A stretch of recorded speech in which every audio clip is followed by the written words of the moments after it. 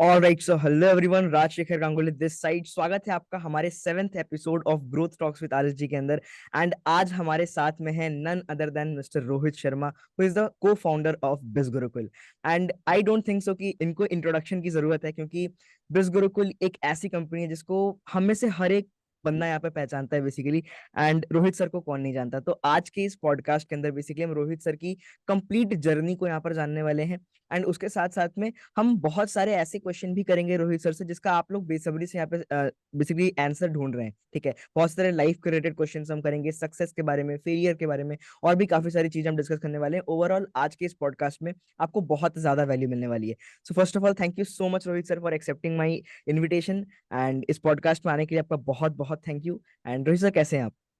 Thank you so much राज, इतने अच्छे welcome के लिए। आई एम एब्सोल्युटली गुड, एकदम बढ़िया, मजे में हूँ। ओके आप सर, बताओ। ओके। बिल्कुल बढ़िया sir. And first of all I am very very excited for today's podcast. मैं बहुत ज्यादा एक्साइटेड हूँ। एंड लिटरली बता रहा हूँ, मैंने बहुत सारे क्वेश्चंस यहाँ पे लिख के रखे हैं एंड एक एक करके हम सारे क्वेश्चंस सर कवर अप करेंगे। तो सबसे क्या पहले बात। सर मैं आपसे ये पूछना चाहता हूँ कि who is Rohit Sharma apart from the co founder of biz Gurukul. एक लोग आपको अपार्ट जानते फ्रॉम द हैं। को फाउंडर। हाँ जी, हाँ जी, हाँ जी। हम्म तो apart from being a co founder और being an entrepreneur, so I am a poet, you can say. Right, not exactly a poet, a budding poet and aspiring poet, जो कुछ ना कुछ लिखता रहता है, इसको लिखना अच्छा लगता है। I am an aspiring actor as well, क्योंकि मुझे एक्टिंग का बहुत ज्यादा पैशन है, तो मैं कुछ ना कुछ अपने कंटेंट में भी वो कैरेक्टर लेकर आ सकता हूँ। I am a story teller.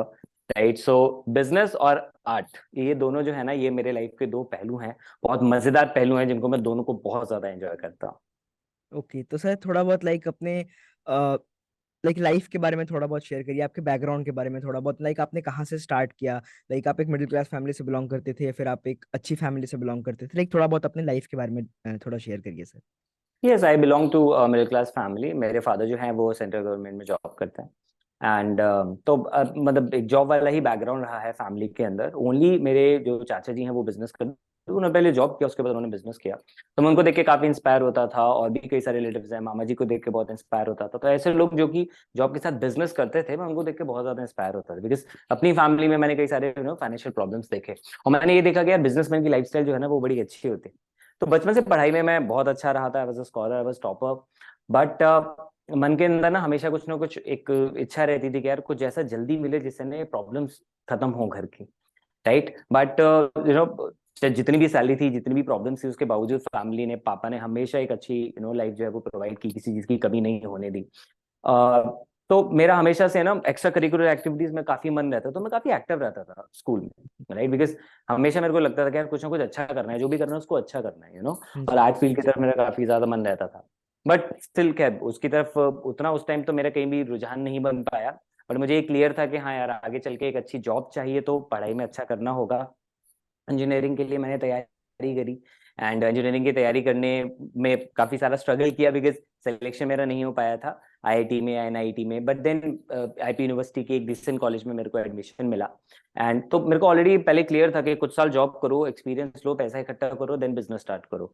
मैं वाली चीज करना चाहता था। पर thankfully first year almost over ही हो रहा था मेरे कॉलेज का, तो उस टाइम पे मुझे बिजनेस के बारे में अपॉर्चुनिटी मिली, and I started working on it. तो ये फैमिली बैकग्राउंड रहा मेरा। एक छोटा भाई भी है घर में, is also very very amazing speaker and entrepreneur. बाकी जो है तो उसके बाद कॉलेज में फिर मैंने अपना जो टाइम है ना वो सारा का सारा लगाया कि भाई मेरे को अपनी स्किल्स को डेवलप करना है। अब जब अपॉर्चुनिटी मिली है तो मेहनत करनी है। तो जैसे मैंने अपने जोश टॉक में भी बताया था कि कॉलेज के बाद में अपना सारा टाइम जो है ना वो अलग अलग जगह पे जाता था, लोगों से मिलता था, पिच करता था अपना प्रोडक्ट जो है उनको। एंड टीम धीरे धीरे फिर मेरी वहां से बढ़ने लग गई, एंड उसको I started training them, I started leading them. तो वहां से सारी स्किल्स जो है मेरी बहुत ज्यादा ग्रो हुई। एंड देन उसके बाद फिर slowly I I became very fond of public speaking and training. तो लोगों को मुझे ट्रेन करना बहुत अच्छा लगता था, तो हिंदुस्तान के अलग अलग शहरों में मेरी ट्रेनिंग होती थी। So I came into training and coaching industry, बहुत सारे लोगों को गाइडेंस दी, बहुत सारे लोगों को मेंटर किया। तो हमेशा से ये चीज रही है कि खुद सीखते रहने की बड़ी इच्छा होती थी, और दूसरों को सिखाते रहने की बहुत इच्छा होती थी कि दूसरों की लाइफ में कुछ कुछ वैल्यू ऐड करते रहो। जैसे एक मेंटर ने मुझे बोला था बहुत शुरू में मेरे बिजनेस में कि आप पैसा कमाओ, बहुत अच्छा है, वो तो जरूर कमाओ, लेकिन पैसे से भी ज्यादा जरूरी है लोग कमाना।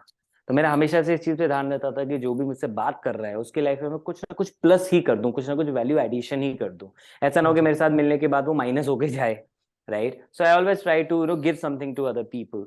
एंड उसी वजह से काफी कुछ अच्छा होने लग गया, अच्छे अच्छे लोग मिले, अच्छा नेटवर्क बना, अच्छे कनेक्शंस हुए, जिसकी वजह से फिर धीरे धीरे मुझे आगे अलग अपने अपने स्टार्टअप्स जो है डिफरेंट डिफरेंट मैंने ट्राई किए, और मे भी मेरे को हेल्प मिली इस कॉन्टैक्ट्स की वजह से। एंड देन इवेंचुअली जब गुरुकुल हमने स्टार्ट किया 2020 में, it was also because of this habit only कि मैं और लोगों को और ज्यादा वैल्यू ऐड करने में बिलीव करता था। तो उस टाइम के जो मेरे जानकार थे, ऋत्विज हो गए, केशव सर जो मेरे मेंटर हैं वो हो गए, और भी लोग हो गए, तो उन सब के साथ मिलके जो है ना, जब हमने बिस गुरुकुल को जन्म दिया और जब इसके ऊपर काम करना शुरू किया, तो इसलिए इतना अच्छा ग्रो हो पाया।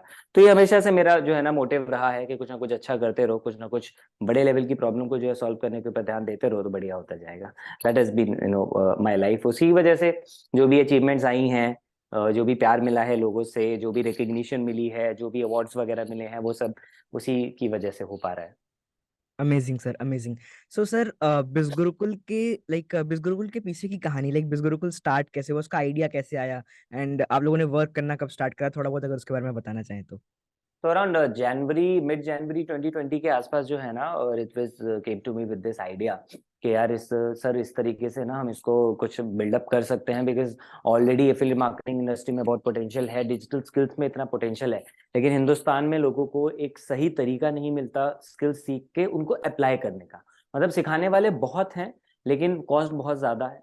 एक सही अफोर्डेबल प्राइस में जेन्युइन स्किल्स जो है लोगों को नहीं मिल पाती हैं, इसलिए बहुत बड़ा मार्केट जो है वो, क्योंकि अफोर्ड नहीं कर पाता महंगे कोर्सेज, इसलिए वो बेचारे रुक जाते हैं। एंड सेकेंडली, लोग अगर स्किल्स ले भी लेते हैं तो उसके बाद उनके अप्लाई करने के लिए बहुत कम ऑप्शंस रहते हैं। तो हमने उस गैप को फिगर आउट किया और हमने कहा कि यार चल इसके ऊपर काम करते हैं कि इस गैप को हम कैसे कवर अप कर सकते हैं। क्योंकि फॉरेन में बहुत कुछ अच्छा चल रहा है, इन सब इंडस्ट्री से, डिजिटल स्किल्स, एफिलिएट मार्केटिंग से लोग बहुत पैसा कमाते हैं, एडटेक का इतना ज्यादा स्कोप हो रहा था। तो हमने कहा हाँ यार, एजुकेशन को इस अपॉर्चुनिटी के साथ अगर हम क्लब कर देना कि लोग सीखें और उसके बाद हमारे साथ ही अप्लाई करें, तो उससे बहुत ज्यादा फायदा होगा। एंड वी वांटेड कि लोग स्किल्स सीख के कई तरीके से ग्रो कर सकें, नॉट जस्ट कि वो अफिलिएट बन सके। वी ऑलवेज फोकस्ड ऑन कि उनको वो स्किल्स दे जिससे वो अच्छी जॉब क्रैक कर सकें, जिससे वो एज अ फ्रीलांसर बहुत अच्छा काम कर सकें, एंटरप्रेन्योर बन सकें, and then also if they want तो हमारे प्लेटफॉर्म पे एज एन अफिलिएट भी काम करके अर्न कर सकते हैं। And I am so glad to share it with you कि आज इतने सारे लोग, मतलब हजारों की संख्या में जो हमारे स्टूडेंट्स हैं, they become freelancers, content creators, वो वहां से अर्न कर रहे हैं।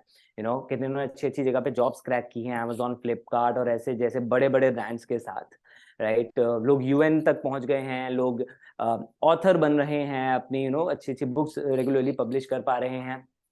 तो बहुत बहुत सारी हमारे पास ऐसी केस स्टडीज हैं कि जो जिस विजन और मिशन के साथ हमने स्टार्ट किया था, लोगों को जो वैल्यू देने का थ्रू डिजिटल स्किल्स, वो बहुत अच्छे से सक्सेसफुली हम कर पा रहे हैं। सो जनवरी में हमने स्टार्ट किया, इनिशियली वेबसाइट वगैरह के ऊपर काम चला, मेहनत लगी उसमें, सोचा, सारा विजन बनाया, प्रोडक्ट के बारे में सोचा, सब कुछ सोचा, देन लॉकडाउन लग गया।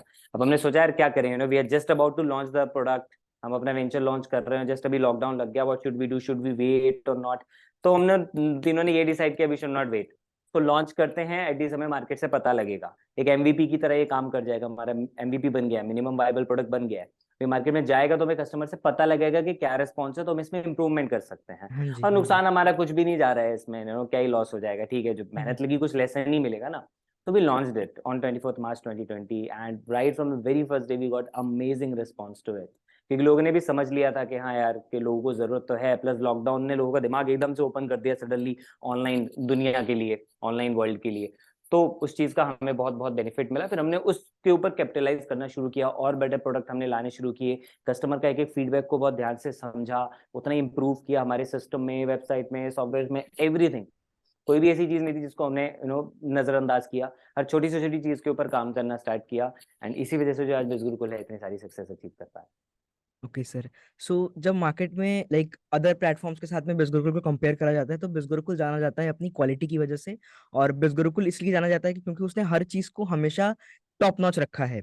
और कहीं हम्म। ना कहीं आज की डेट में बिस गुरुकुल एक इमोशन बन चुका है लोगों के लिए, जितना मैंने अभी तक नोटिस करा है, पिछले 2 साल से मैं अफिलिएट इंडस्ट्री के अंदर हूँ। एंड जितना मैंने नोटिस करा है कि बिस गुरुकुल लोगों का एक इमोशन बन चुका है आज की डेट में। सो इस स्टेज तक आप सर बिस गुरुकुल को आप लोग कैसे लेके आए, इतना प्यार लोगों का मिला बिस गुरुकुल को। ये कहीं ना कहीं भगवान की कृपा से भी है, तो आप लोग किस तरीके से इस चीज को लेके आए यहाँ तक। इसके पीछे जो सबसे बड़ी कोर वैल्यू थी ना हमारी, वो थी इंटेंशन, ठीक है। Okay. The value was to have a service mindset, that was the value that we Mhm. Follow, right. To serve people, उनको कुछ ना कुछ ऐसा दो कि यार मजा आए उनको, Mhm. सर्व देम।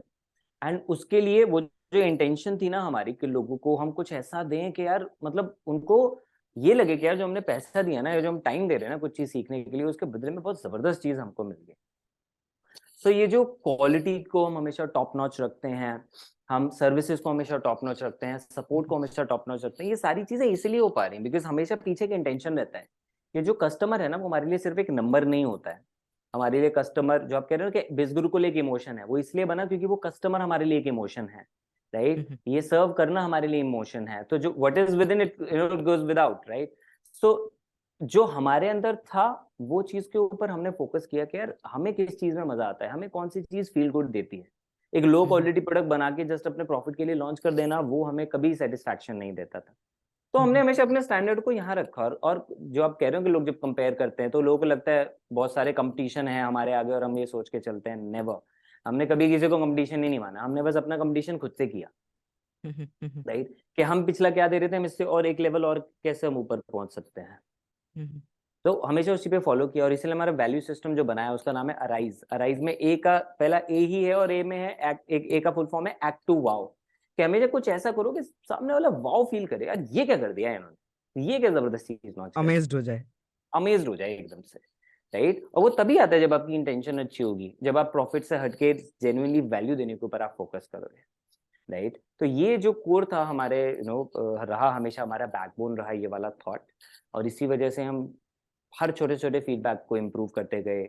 आज भी रेगुलरली अफिलिएट्स के साथ हमारे फीडबैक सेशन होते हैं। कोई भी इंसान हमारे कस्टमर सपोर्ट पे कॉल करके हमें कोई भी फीडबैक दे सकता है, रिव्यू दे सकता है, बता सकता है हम कहीं पे और कैसे बेटर कर सकते हैं। तो ये जो हमने इतना ओपन रखा ना लोगों को सुनने के लिए, इस वजह से हम और बेटर कर पाए, इसी वजह से हम और क्रिएटिव हो पाए, इसी वजह से हम नए नए अच्छे प्रोडक्ट लॉन्च कर पाए, इसी वजह से हम प्रोडक्ट में चेंजेस कर पाए, इसलिए हम नए नए इनकम के ऑप्शन जो है वो लोगों को देने लग गए, राइट। तो हमने सुना बहुत ज्यादा लोगों को, ऑफिस में भी अपने लोगों को भी वो आइडिया क्या देते हैं, और बाहर भी क्या एफिलिएट्स क्या हमें बोल रहे हैं, हमारे कोई कस्टमर हमें क्या बोल रहा है, कोई स्टूडेंट हमें क्या रिव्यू दे रहा है, उस एक एक चीज को बहुत ध्यान से सुना। तो अगर कोई भी इंसान अपने बिजनेस में ग्रो करना चाहता है, वो कस्टमर को सुने, तो ये बहुत, मतलब वो गारंटी कर सकता है इस वाली चीज की कि यार वो बिजनेस में सक्सेसफुल हो जाएगा, अगर कस्टमर को उनके रिव्यूज को सुन के उसके ऊपर एक्शन ले ले, तो जो कि हमने किया। Alright sir.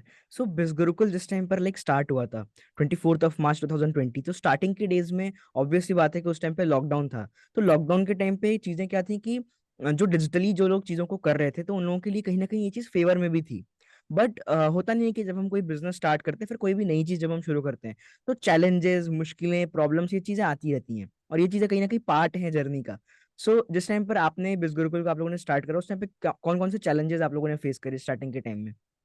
सबसे पहले चैलेंज तो यही था यार कि सब अपने अपने घर पे थे, कोई मिल नहीं सकता था एक दूसरे से। तो कम्युनिकेशन जो है वो सारा कॉल पे, वीडियो कॉल पे, जूम पे ऐसे ही हो रहा था, राइट। सो वहाँ पे एक नया वेंचर लॉन्च करना, उसको फिर ग्रो करना, उसके लिए टीम क्रिएट करना, और उस टीम के साथ रेगुलर कोऑर्डिनेशन रखना, प्लस बहुत सारे ऑफिशियल वर्क हो गए थे, तो वो सब कुछ बहुत मुश्किल हो रहे थे, सर्विसेज ओपन ही नहीं थी, तो वो सारी चीज़ों को मैनेज करना बहुत चैलेंजिंग था हमारे लिए, ठीक है। बट हमेशा फिर वही था कि ठीक है ना, अपने अपने से बेस्ट करके देते हैं, क्या दिक्कत है, खाली तो हम भी तो बैठे हुए हैं, हमारे पास भी तो टाइम है ना, तो हम जितना चाहे टाइम इसके ऊपर लगा सकते हैं। That was the advantage that we saw in this opportunity. तो और उस टाइम पे जो लॉकडाउन की सर्कमस्टांसेस थे, तो हमने इसीलिए उसके ऊपर पूरा फोकस लगा दिया कि भाई जितना भी टाइम है ना, लेट्स फोकस ऑन दिस, और इसको जैसे बेस्ट से बेस्ट करना चाहते हैं वैसा करते हैं।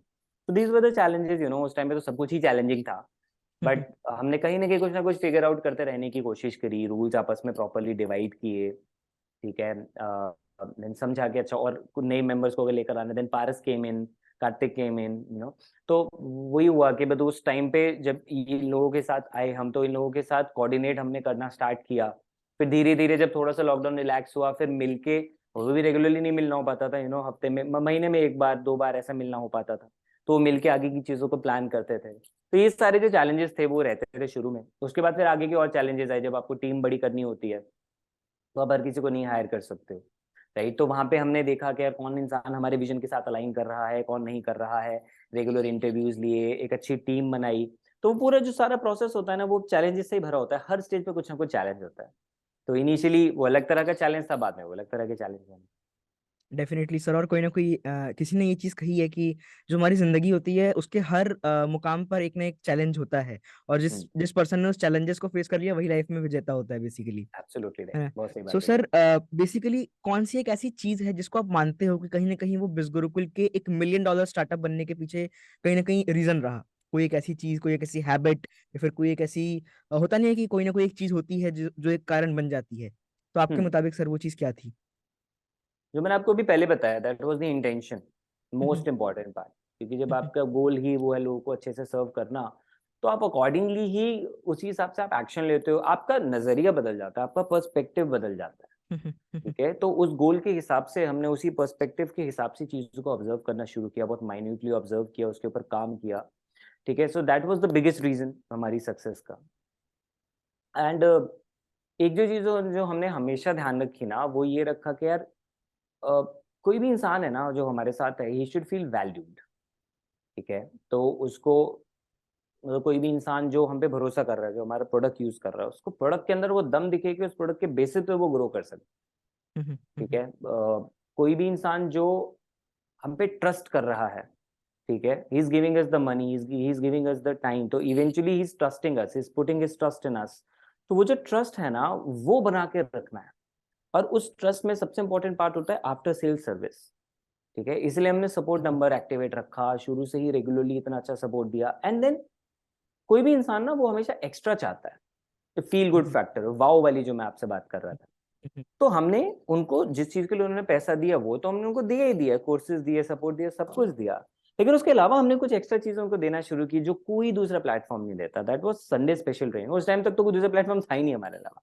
तो हमने इनिशियली ये सोच लिया था कि लोग यार मैसिव वैल्यू देंगे, संडे को लोग फ्री होते हैं, तो क्यों ना उनको सिर्फ बिजगुरुकुल उनके लिए, आप जो कहते हैं इमोशन बना, वो इसीलिए बना क्योंकि बिजगुरुकुल ने सिर्फ इस पे फोकस नहीं किया कि आपने जो दिया हमने आपको उसके बदले में क्या दिया। बिजगुरुकुल ने इस पे फोकस किया कि यार एक्स्ट्रा क्या दे उसकी लाइफ के लिए उसको। तो डिजिटल कोर्सेज वगैरह तो सब कुछ ठीक है, लेकिन हम हर संडे को स्पेशल ट्रेनिंग करते हैं जो लाइफ स्किल्स के ऊपर होती है। जैसा भी इस संडे है रिलेशनशिप इंटेलिजेंस के ऊपर है, राइट। बीच में आपकी हेल्थ के बारे में ट्रेनिंग हम करते हैं, फाइनेंस के बारे में ट्रेनिंग की हमने, मतलब आप कोई भी टॉपिक उठाओ, कोई भी टॉपिक जो आपकी लाइफ से रिलेटेड हो, उसके ऊपर हमने ट्रेनिंग की हुई है। ठीक है, और रेगुलरली उसको हम करते जाते हैं। रीजन हाँ बीइंग जी। कि लोगों को ज्यादा से ज्यादा वैल्यू मिले, ज्यादा से ज्यादा उनको ये मिले कि यार बिज गुरुकुल में आके ना मेरे को सिर्फ एक हिस्सा नहीं मेरी लाइफ का बेटर हुआ, ओवरऑल पूरी लाइफ जो है वो बेटर हुई। तो उस होलिस्टिक डेवलपमेंट के ऊपर हमने फोकस किया, राइट। तो ये सारी चीजें तभी होती हैं जब आप लोगों को बेस्ट से बेस्ट देना चाहते हो, हाँ यू जी। नो। हाँ तो जी वो सर। मोटिव, वो इंटेंशन क्लियर होना जरूरी है। एंड दूसरा मेंटरशिप बहुत ज्यादा जरूरी है। वी आर हाईली ग्रेटफुल कि केशव सर की मेंटरशिप में हमने काम किया। एंड रेगुलरली हम तीनों लोग मिलकर बहुत ब्रेनस्टॉर्म करते थे, बाकी लोगों के साथ भी डिस्कशन करते थे। तो उसी वजह से जो है यू नो, जब आप प्रॉपर आप भरोसा करते हो किसी एक इंसान पे, उनकी गाइडेंस में चलते हो, तो डेफिनेटली आपके लिए बहुत सारे चैलेंजेस को ओवरकम करना आसान हो जाता है। तो we have been grateful to him for that. Okay sir, okay. So sir, आपके एंटरप्रेन्योरशिप की जर्नी लाइक कब स्टार्ट हुई? लाइक बिस गुरुकुल के साथ में स्टार्ट हुई, या फिर उसके काफी टाइम पहले ही आपकी एंटरप्रेन्योरशिप की जर्नी स्टार्ट हो गई थी sir? As I told you, it got started in 2011, okay. 25th अप्रैल को कुछ मेरे ओके। को आइडिया मिला था, एंड 16th मई को मैंने स्टार्ट किया था on 2011। I still remember that, right. तो तब ये जर्नी स्टार्ट हुई थी। एंड देन बहुत सारे बीच बीच में स्टार्टअप्स ट्राई किए, बट नहीं ग्रो हो पाया मैं उनमें। देन इवेंचुअली वो करते करते आगे आते आते यहाँ पर पहुंच गए। तो इट्स बीन गुड 10-12 years अभी हो गए हैं अच्छे खासे। तो खूब सारे चैलेंजेस, खूब सारे लेसन्स, खूब सारी सक्सेस, सब कुछ जो है वो हासिल की है। तो सर, ये आपकी ओवरऑल एंटरप्रेन्योरशिप की जर्नी लाइक कैसी रही? लाइक आपने होता है ना कि लाइक इंसान कोई जर्नी जब करता है, किसी भी चीज की जर्नी हो, तो उसके अंदर बहुत सी चीजें सीखता है वो इंसान, बहुत सी चीजों से वो रूबरू होता है बेसिकली। तो आपकी एक ओवरऑल जर्नी रही कैसी एंटरप्रेन्योरशिप की अभी तक, 2011 से लेके अभी तक, आई थिंक 12 साल? No, it's been memorable यार, it's been memorable. I mean, I can't be more thankful to God कि उन्होंने मुझे ये वाला पाथ दिया चूज करने को, and he give me that courage कि मैंने वो इनिशियली एक 10,000 रुपए का रिस्क लिया था to start with this journey, right. दोस्तों से पैसे उधार लेके मैंने अपना बिजनेस स्टार्ट किया था। तो it's been really really memorable यार। मतलब मैं आज इमेजिन भी नहीं कर पाता कि मैं कुछ और कर रहा होता, पता नहीं क्या कैसी लाइफ होती। मतलब मैं सोचना भी नहीं चाहता क्योंकि मुझे पता है कि कैसी लाइफ होती। तो इस एंटरप्रेन्योरियल जर्नी से जो मुझे जो फ्रीडम मिला है, right, that is really really amazing. उसके अलावा जो लेसन्स मिले हैं मुझे इस पूरी जर्नी में, जिन जिन लोगों से मेरा मिलना हुआ, जो चैलेंजेस मैंने फेस किए, जो उनसे मैंने सीख ली, जो जिस तरह के लोगों की मेंटरशिप में मैं रहा, दुनिया को देखने का जो मेरा नजरिया बना, ये सब कुछ देन है उस पूरे 10-11 साल के प्रोसेस की, उस जर्नी की, राइट। तो मैं तो बोलूंगा this was the best thing that has happened in my life.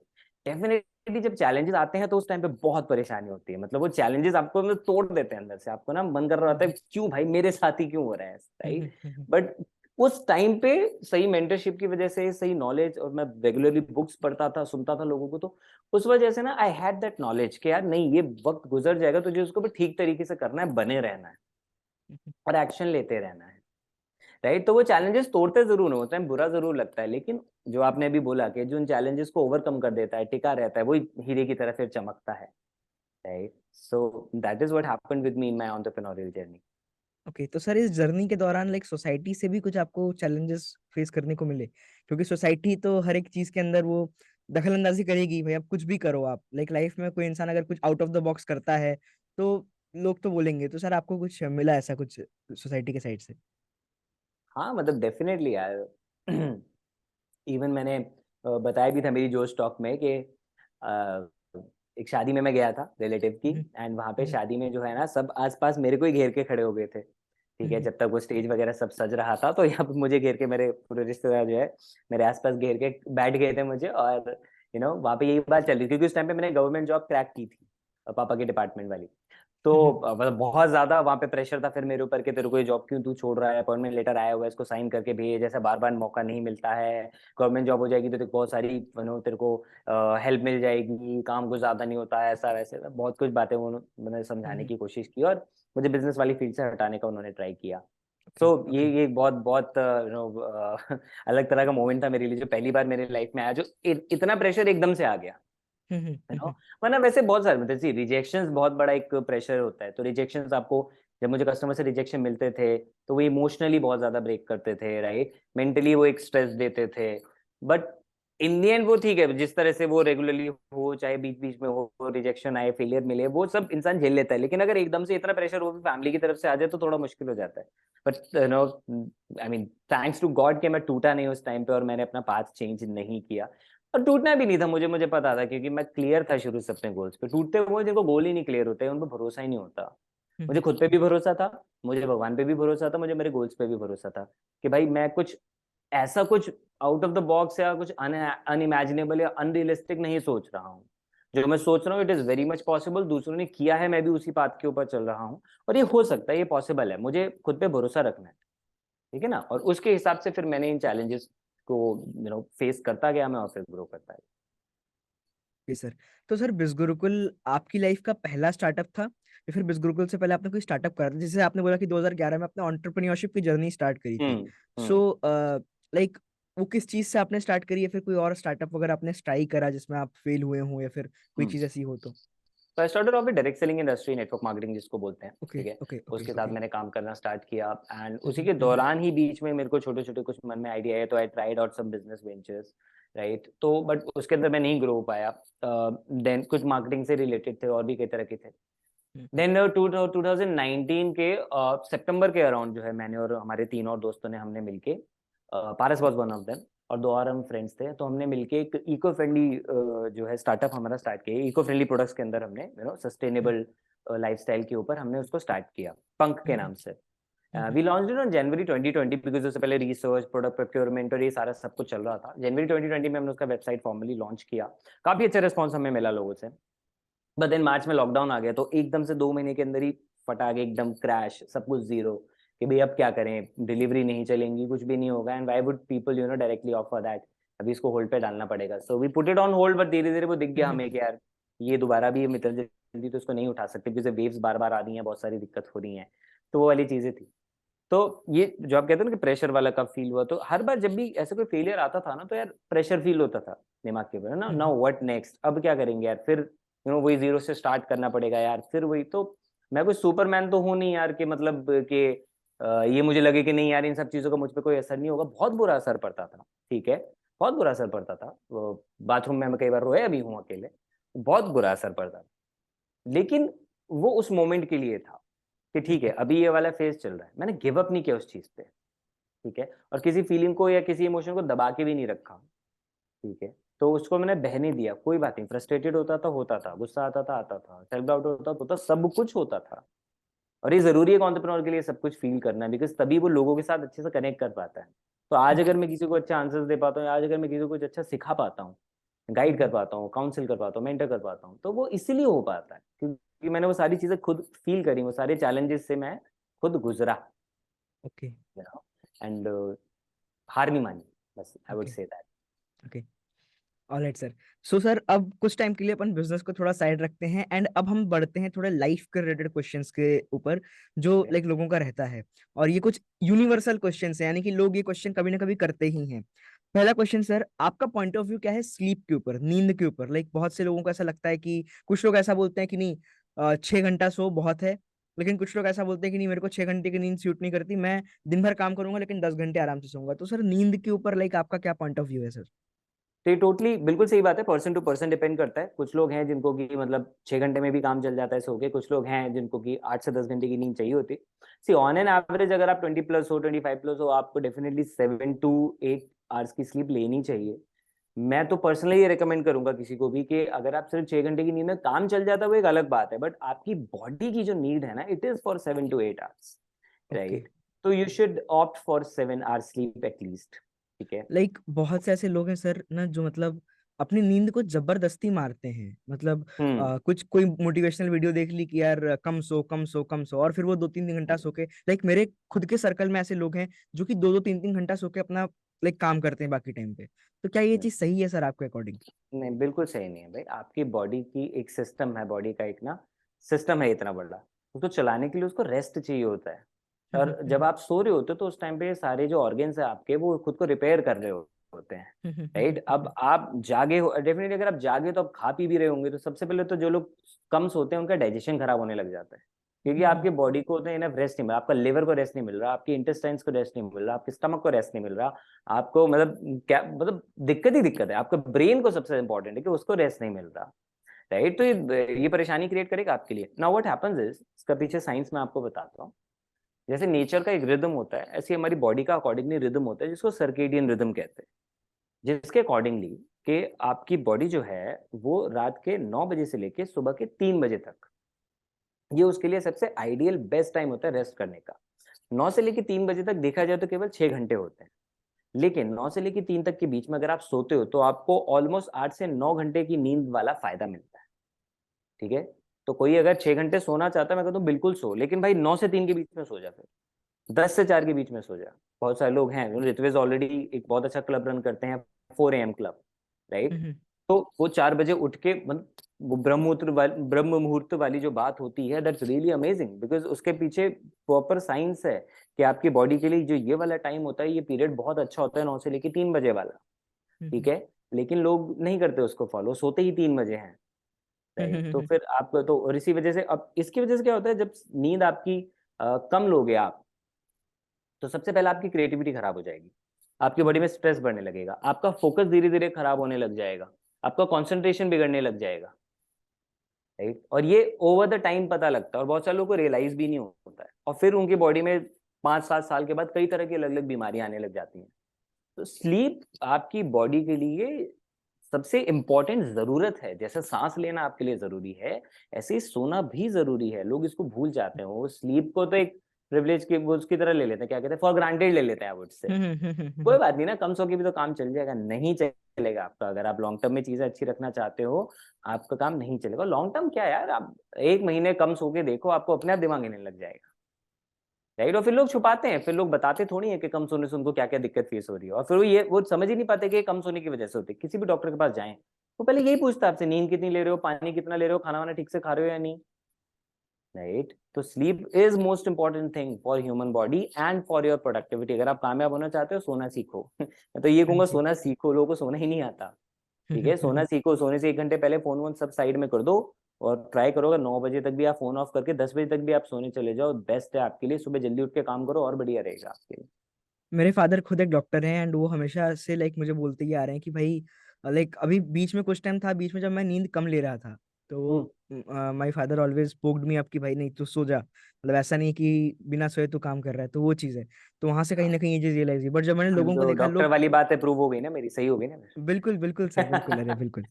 हाँ जी, हाँ, तो आप कह रहे थे आपने फिर लोगों को देखा।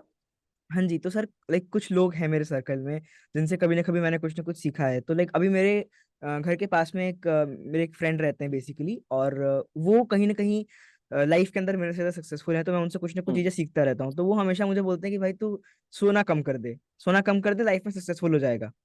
ठीक है, मैं हमेशा से ये चीज मेरा दिमाग ढूंढता रहता है कि भाई क्यों, आखिर क्या है ऐसा सोने में कि सोना कम कर देंगे तो सक्सेसफुल हो जाएंगे।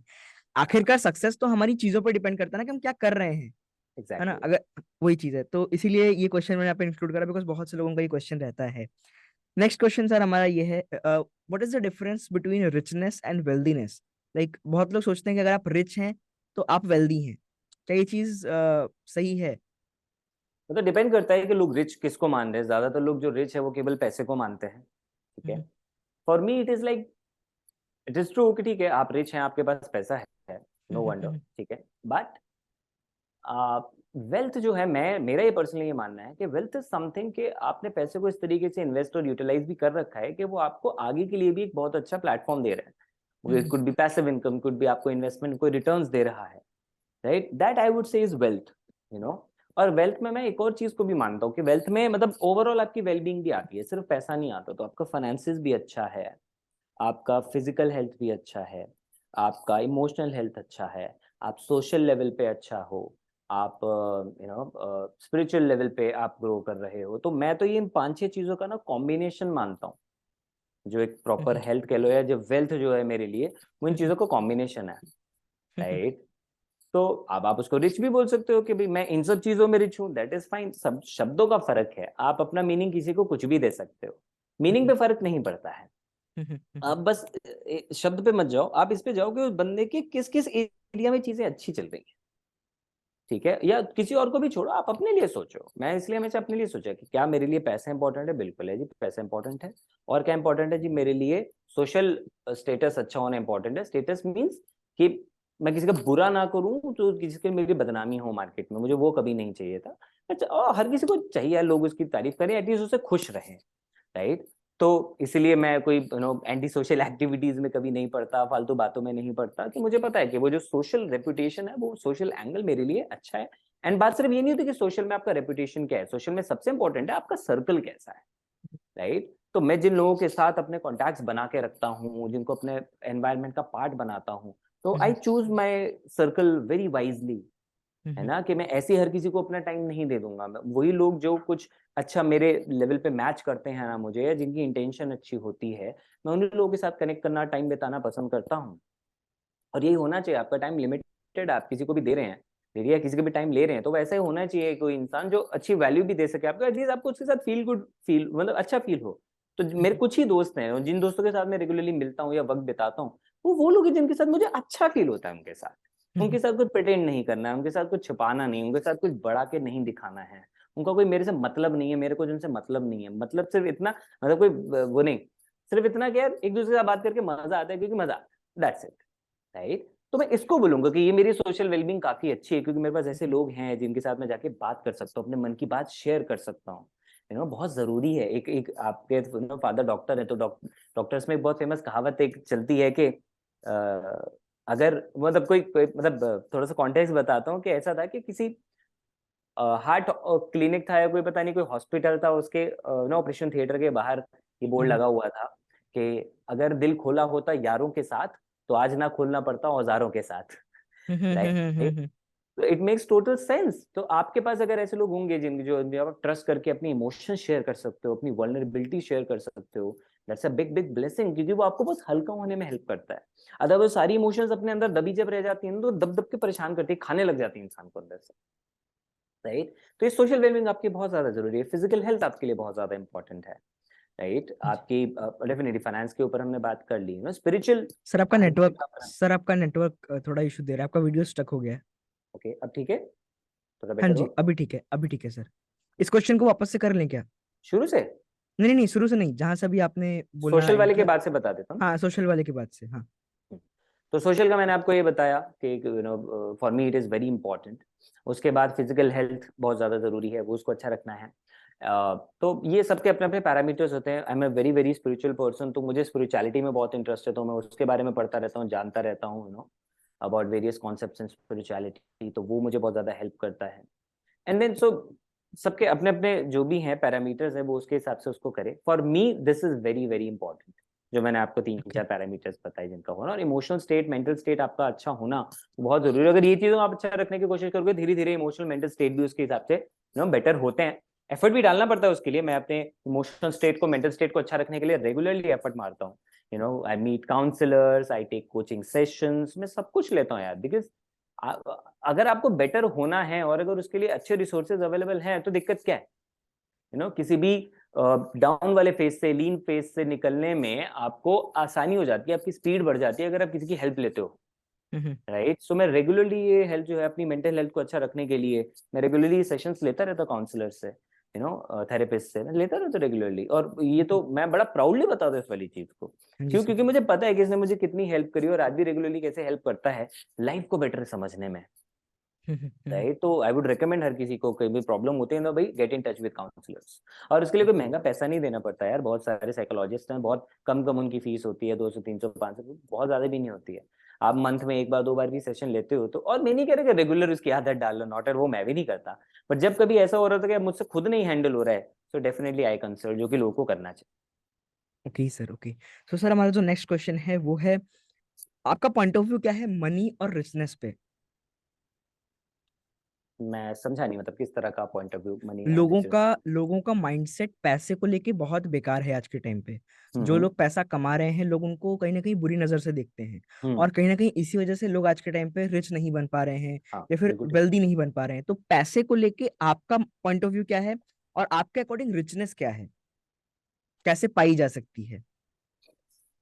देखो, अगर आप रिचनेस को मनी के हिसाब से वो कर रहे हो, क्योंकि पहले तो मैंने बताया कि शब्द पे मत जाओ कि रिच है क्या है, मेरे लिए it is overall thing, it is complete life. ठीक है, अगर वो सब कुछ है, मेरे सारे 5-6 जो एस्पेक्ट्स हैं लाइफ के, वो सब सही हैं, for me I am rich and I want to be wholesome rich. ठीक है, not just in terms of money, and value भी वही है मेरे लिए। तो अगर आप मनी की बिलीव की आप बात करते हो, बात ये है कि बहुत सारे लोगों को मैंने देखा जो सक्सेसफुल भी हैं, ठीक है, उनकी भी बिलीव्स कई हद तक हिले हुए हैं अंदर, बहुत सारे बिलीव्स मनी को लेके। तो इसलिए वो एक लेवल तक जाते हैं, फिर नीचे गिर जाते हैं, फिर जाते हैं, फिर गिर जाते हैं, फिर जाते हैं, फिर गिर जाते हैं। एंड समहाउ ये मेरे साथ भी हो रहा था, right. So the moment I started figuring out these beliefs about money that I had, I started working on it after. उससे पहले नहीं हो रहा था। Until I figured out those beliefs, मैं बार बार उसी पैटर्न में फंसे जा रहा था। लेकिन when I started working on it, when I started changing those beliefs, boom, एकदम से लाइफ डिफरेंट टेंजेंट पे जानी शुरू हो गई, राइट। तो लोगों के बिलीव्स बहुत सारे खराब है पैसे को लेके। ज्यादातर इंसान से पूछो वो सक्सेसफुल लोगों के बारे में, रिच लोगों के बारे में क्या सोचते हैं, तो वो ये बोलेंगे, अरे वो बड़ा चालाक होगा, अरे बड़ा खराब आदमी होगा, अरे उसने तो कितनों को परेशान करके वो अमीर बना होगा। अगर आपकी सोच ऐसी है पैसे के बारे में, तो आपके दिमाग क्या बोलेगा कि मैं तो कमा ही नहीं सकता ना, क्योंकि मैं तो चालाक नहीं हूँ, मैं तो इतना इंटेलिजेंट नहीं हूँ। तो आप खुद को सेल्फ डाउट में लेकर आ रहे हो, इसलिए आप एफर्ट नहीं लोगे, पैसा आपके पास कभी आएगा ही नहीं। तो आपके बिलीफ से ही सारी चीजें जुड़ी होती हैं। हमारे यहाँ पे या वैसे भी दुनिया में बहुत खराब बिलीफ्स है लोगों के पैसों को लेके। लेकिन जो इंसान अपने बिलीफ्स को चेंज करता है, उसके पास पैसा आने लगता है, वो रिचनेस की तरफ जाता है। और ये बिलीफ सिर्फ पैसे के लिए नहीं है, ये बिलीफ हर जगह है। कोई इंसान के पास दोस्त नहीं है, क्यों नहीं है? क्योंकि उसका बिलीफ ये है कि भी दोस्त होते हैं ना, तो दोस्त ना तुमसे कुछ ना कुछ मांगेंगे। इसलिए कई लोग दोस्त नहीं बनाते, उनके दोस्त बन ही नहीं सकते। क्यों? क्योंकि मन में बिलीफ है, या मेरे दोस्त ना बड़े मतलबी होते हैं, मतलब दोस्त लोग ना बड़े मतलबी होते हैं। ठीक है, तो और ऐसा नहीं है कि वो पैदा होते उनके बिलीफ्स नहीं थे, वो भी उनके एनवायरनमेंट से, चीजों को देखकर ही बने, एक्सपीरियंसेस से ही बने हैं उनके, राइट। सो अगर आपको रिच बनना है, सक्सेसफुल बनना है, तो सबसे पहले आपके बिलीफ्स पे काम करना बहुत ज्यादा जरूरी है। पैसे को लेके बिलीफ क्या है, हेल्थ को लेके बिलीफ क्या, मतलब जिस एरिया में आपको अच्छा करना है उसके अपने बिलीफ्स लिख लो कि आप उसके बारे में क्या सोचते हैं। पैसे के बारे में बहुत, मतलब 99% लोगों का एक ही बिलीफ होता है कि पैसा कमाना बहुत हार्ड होता है। ठीक है, आप 1% जो कामयाब है उनसे पूछे, वो बोलेंगे पैसा कमाना हार्ड नहीं होता यार। बहुत ठीक आसान है, होता है।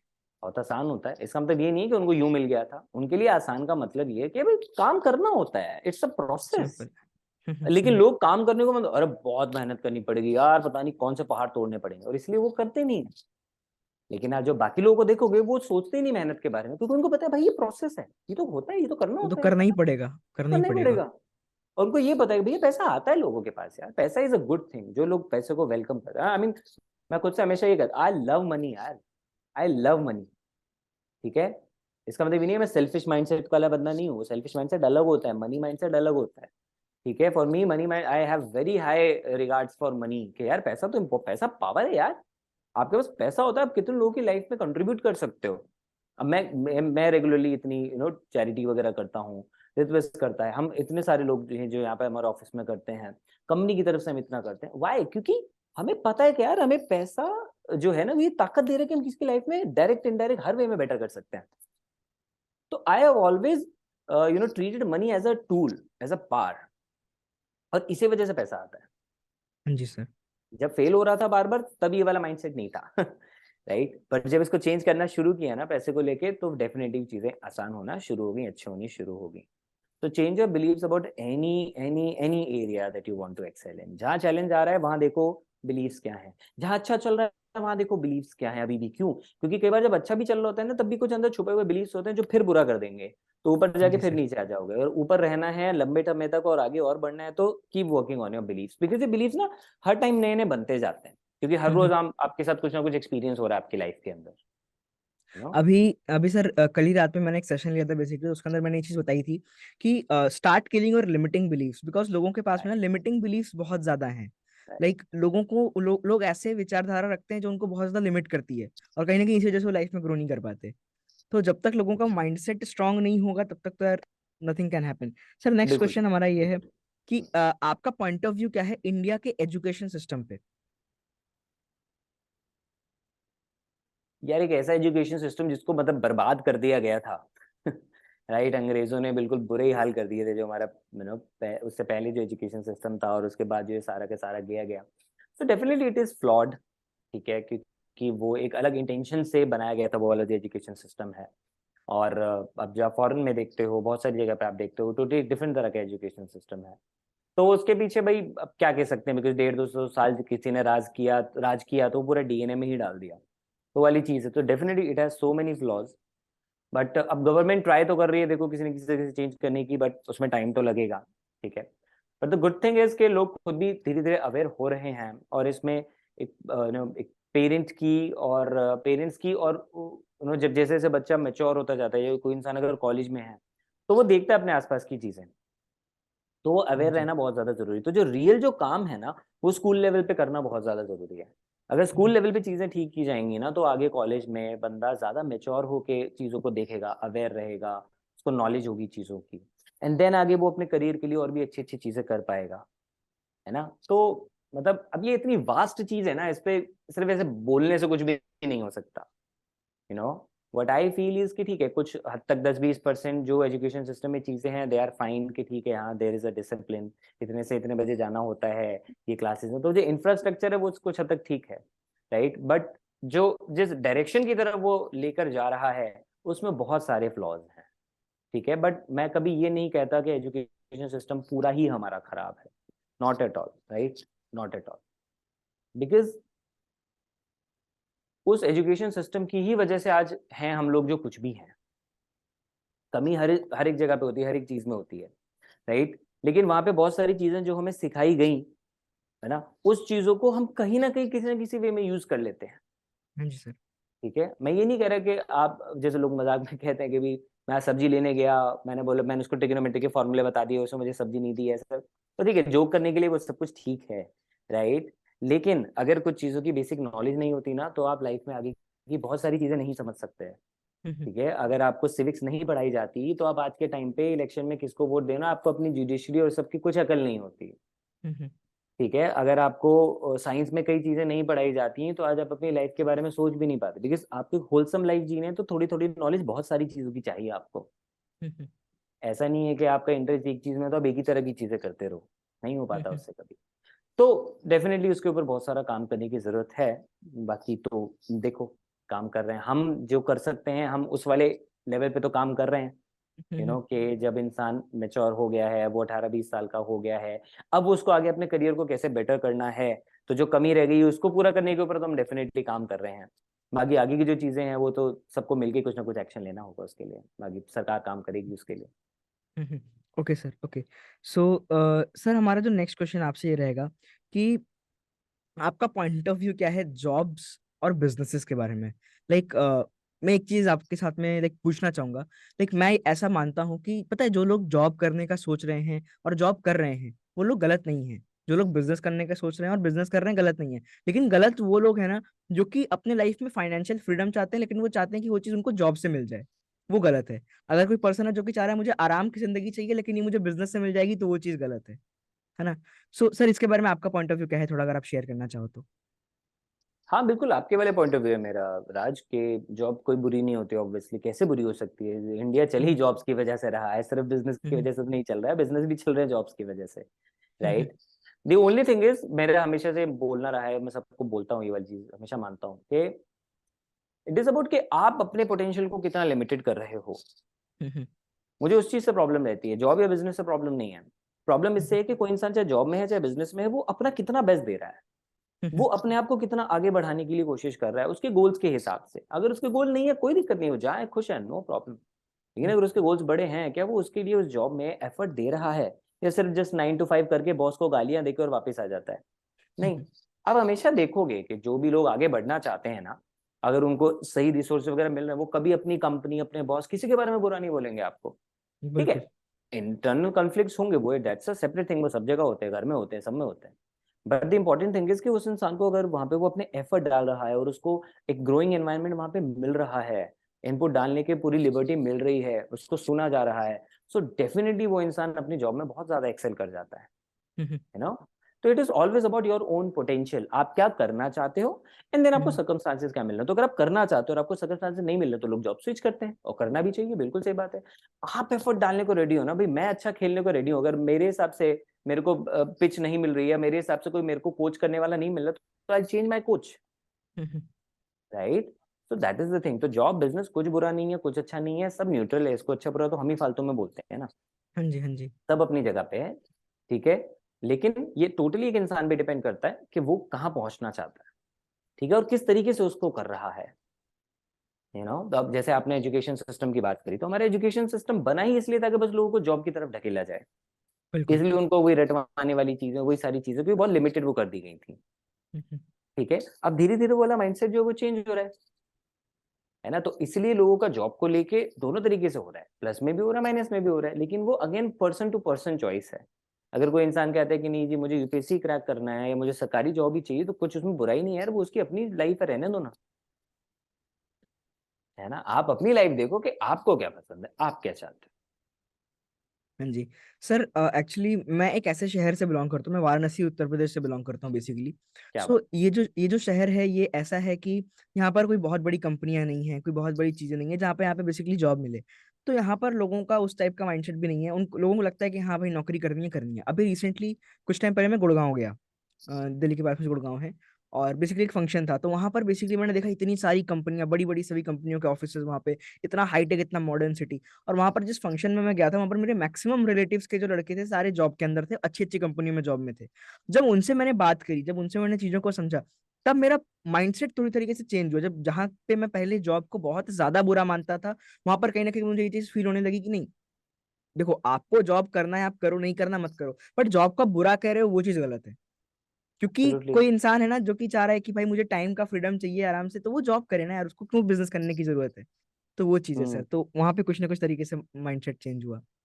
बिल्कुल ठीक बात है, ये सब ना अज्ञानता की निशानी है। अगर आपको प्रॉपर नॉलेज नहीं है तो ही आप चीजों के बारे में कुछ भी बिलीव बना लेते हो, लेकिन द मोमेंट आप उस चीज के बारे में जानकारी बढ़ाना शुरू करते हो, आपकी किसी भी सोर्सेज से और नॉलेज मिलती है उसके बारे में, तो आपके माइंडसेट, आपका पर्सपेक्टिव, बिलीफ चेंज होने लग जाते हैं। जो आपने बोला राइट, कि आप पहले मानते थे, लेकिन जब जाके आपने लोगों से बात करी है, मतलब जब मिलना हुआ और उनसे आपको पता लगा कि अच्छा जॉब में क्या क्या कैसे होता है, तो आपको समझ में आ गया नहीं यार, एक इंजीनियर जो है, एक कोडर, एक डेवलपर जो है, वो इतना कुछ अच्छा उसने बना दिया जिसकी वजह से इतना एक बढ़िया प्रोडक्ट मार्केट में आया, जिसने इतने सारे लोगों का काम आसान कर दिया, तो कोई चीज कैसे खराब हो सकती है, राइट। आप आज हर कोई चाहता है कि भाई एक शहर से दूसरे शहर में जाना बड़ा आसान हो जाए, बड़ा कम टाइम लगे, तो उसके लिए यू नीड सिविल इंजीनियर जो अच्छी रोड्स बना के दें आपको, राइट? अब वो तो जॉब कर रहा है ना, वो नहीं होगा तो कैसे हो जाएगा कुछ भी। तो आपके आसपास में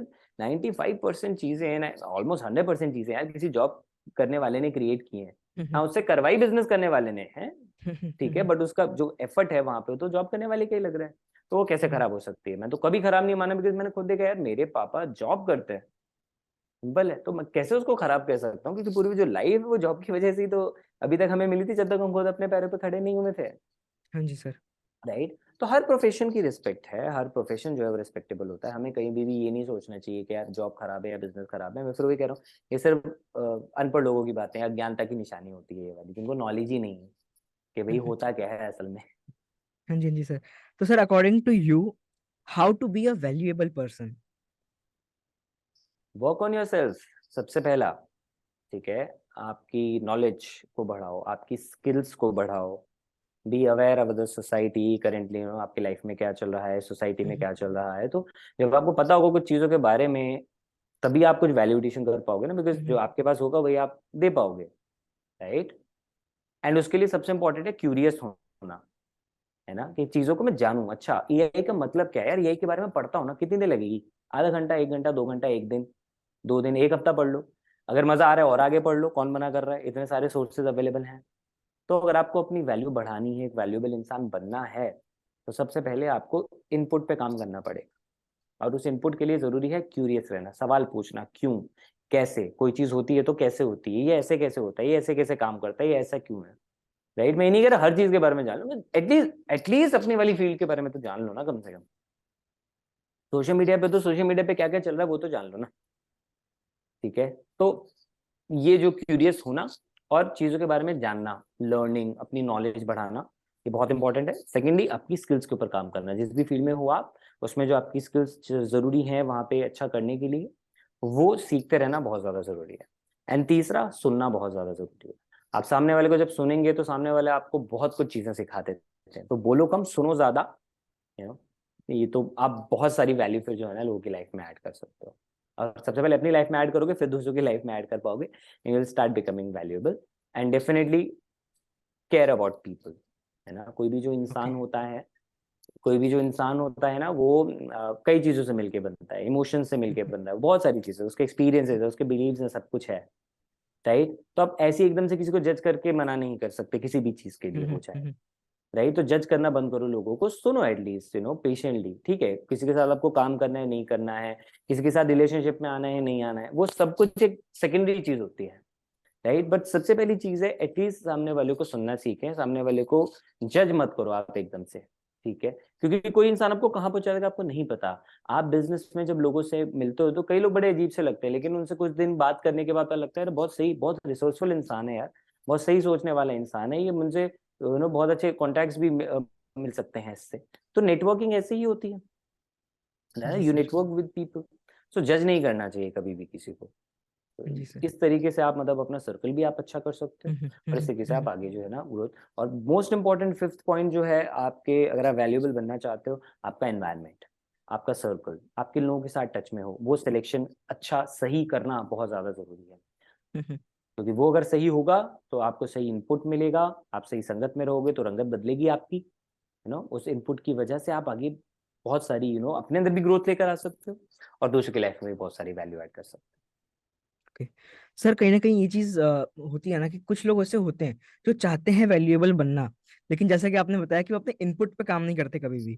ठीक है, लाइक एक बंदा है वो बोल रहा है कि नहीं मेरे को वैल्यूएबल बनना है अपनी लाइफ में, लेकिन दिन भर में वो जो जो कंटेंट कंज्यूम कर रहा है, जिन लोगों से मिल रहा है, वो लोग ही खराब हैं। वो कंटेंट ही राइट, खराब है जो कि वो कंज्यूम कर रहा है। वो दिन भर उल्टी सीधी चीजें देख रहा है, उल्टे सीधे लोगों से राइट, बात कर रहा है। तो फिर राइट। उस वो वैल्यूएबल पर्सन कभी भी बन ही नहीं सकता, है ना। वो चीज है। तो सर नेक्स्ट क्वेश्चन हमारा ये रहेगा कि how can someone start with entrepreneurship?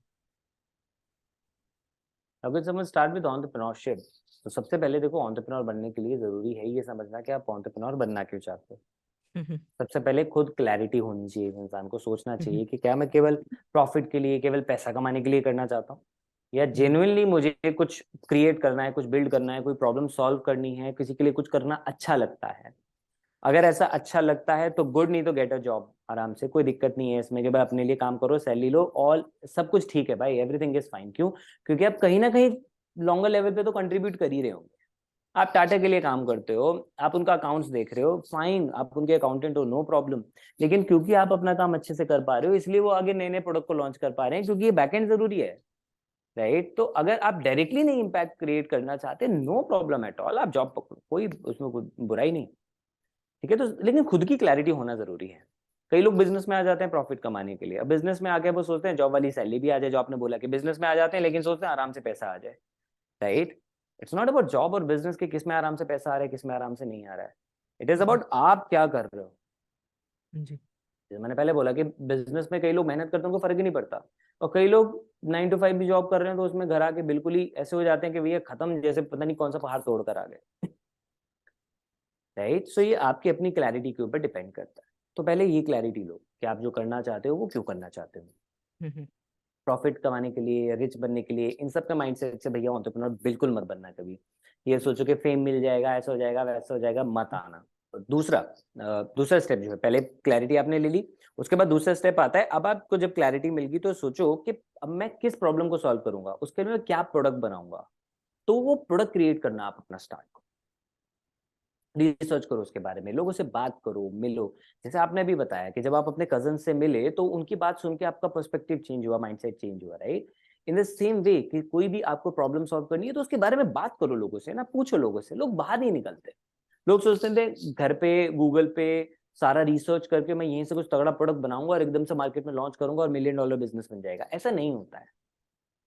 बहुत जरूरी है आपका बाहर निकलना, लोगों से बात करना, to interact with people, to take their word, उनसे जानना, क्योंकि उनके इनपुट जो आपको मिलेंगे वो आपको अच्छा प्रोडक्ट बनाने में बहुत ज्यादा हेल्प करेंगे, और एटलीस्ट ये समझाने में हेल्प करेंगे कि लोगों को क्या चाहिए मार्केट में। प्रोडक्ट तो आप बाद में बनाओगे, आपको एक आइडिया मिल जाएगा, ठीक है? तो think about your idea and then start creating a product. उसके बाद प्रोडक्ट को आप लॉन्च करो जितना जल्दी हो सके, ठीक है? और कोई परफेक्ट प्रोडक्ट आपको नहीं लॉन्च करना है कि एमवीपी लॉन्च करना है, छोटा सा उसका वर्जन लॉन्च करना है। जब आप उस प्रोडक्ट को लॉन्च करोगे मार्केट में और लोग जब उसको यूज करेंगे तो आपको रिस्पॉन्स मिलेगा, फीडबैक मिलेगा, then work on that feedback and keep making the product better. तो जो मैंने शुरू में बोला कि जो हमने किया, सुनना बहुत ज्यादा जरूरी है, ठीक है? तो लोगों को सुनो, लोगों से इंटरेक्ट करो, और ये स्टेप्स को फॉलो करके आप कर सकते हो। और इसमें दो चीजें सबसे इंपॉर्टेंट है। नंबर एक, आपकी रेगुलर लर्निंग, आप खुद की प्रोडक्टिविटी के ऊपर कितना काम करते हो, खुद का कितना ख्याल रखते हो, ठीक है? और उसके लिए जो हमने बोला, स्लीप प्रॉपर होना जरूरी है, हेल्थ। सी स्लीप का मतलब मैं ये नहीं कह रहा कि हर टाइम ये जो है आप स्लीप का मतलब ये है मेरा कि मैं ये नहीं कह रहा कि आप हर टाइम ही आपको एक आरामदायक नींद मिल जाएगी, मतलब कि आप हर रोज ही 6 to 8 आवर्स आप सो लोगे। बहुत वाले टाइम ऐसा आएगा कि कुछ फेजेस के लिए आपकी नींद कम हो जाएगी क्योंकि काम ज्यादा होगा, बट इट इज टेम्परेरी। 1 महीना 2 महीना, दैट्स इट। आप ये नहीं कह सकते जी मैं 4 साल से ना 4 ही घंटे सो रहा हूँ। अनलेस आपकी बॉडी को आपने इतना अट्यून कर लिया है, मोदी जी की आप बात करो तो that's a separate thing, right? क्यों, बहुत सारे योगीज हैं जो बहुत कम सोते हैं, लेकिन उन्होंने बाकी चीजें इतनी कर रखी है ना अपनी लाइफ के अंदर कि उनको पता है कि इतने में काम चल जाए। जी सर। क्योंकि वो उसको कहीं ना कहीं से सप्लीमेंट कर लेते हैं। तो इसलिए खुद की हेल्थ का ख्याल रखो, मेंटल हेल्थ का ख्याल रखो, एंड कीप लर्निंग, सीखते रहो। ओके। उसके अलावा नेटवर्क करना बहुत ज्यादा जरूरी है, that is most important for an entrepreneur. Network लोग करना। जाते ही नहीं है, मिलते ही नहीं है लोगों से, निकलना ही नहीं चाहते घर से बाहर। तो नेवर नो आपने किसी से अपना बिजनेस का, और लोग डरते हैं बिजनेस आइडिया शेयर करने से। मैं तो कहता हूँ जरूर शेयर करो। यू नेवर नो आपने किसी से अपना बिजनेस आइडिया शेयर किया एंड उसने आपको किसी से मिलवा दिया जो आपका को-फाउंडर भी बन सकता है। हो सकता है उसने आपको किसी को कांटेक्ट दिया जो आपके लिए कुछ नया प्रोडक्ट दे सकता है। हो सकता है किसी ने आपको किसी ऐसे इंसान से मिलवा दिया जो आपके प्रोडक्ट को बहुत बेटर बना सकता है। क्या पता आपको कोई इन्वेस्टर मिल जाए। तो लोगों से बात करते रहो, बिकॉज आइडिया तो मार्केट में सेम इतने सारे चल रहे हैं। क्या हर कोई कामयाब है? नहीं है। इतनी सारी फूड डिलीवरी एप्स आई थी, आज आप दो के ही नाम सुनते हो। क्यों? स्विगी क्योंकि जोमेटो। या because it is all about execution. आपका आइडिया, आज आप 100 लोगों को same idea, same B plan, same पैसा, सब कुछ सेम दे दो, डिट्टो एकदम कॉपी पेस्ट कर दो, 100 लोगों को दे दो। आप देखना 100 में से 7 अलग हो जाएंगे, 93 अलग हो जाएंगे, क्योंकि उन 7 का एग्जीक्यूशन और 93 के एग्जीक्यूशन से टोटली अलग होगा। और उन 7 में से भी 2 होंगे जो लीडर होंगे। मतलब इट क्यों? Depends on how better you execute. Absolutely, it depend just on that. Okay. ठीक है ना? आप देखो ना, टूथपिक का बिजनेस देख लो कितना बड़ा है आज इंडिया में। राइट? छोटी से छोटी चीज का भी बिजनेस कितना बड़ा हो सकता है, कैन यू इमेजिन? एक नट बनाने, स्क्रू बनाने वाली कंपनीज, वो भी करोड़ों में कमा रही होती हैं।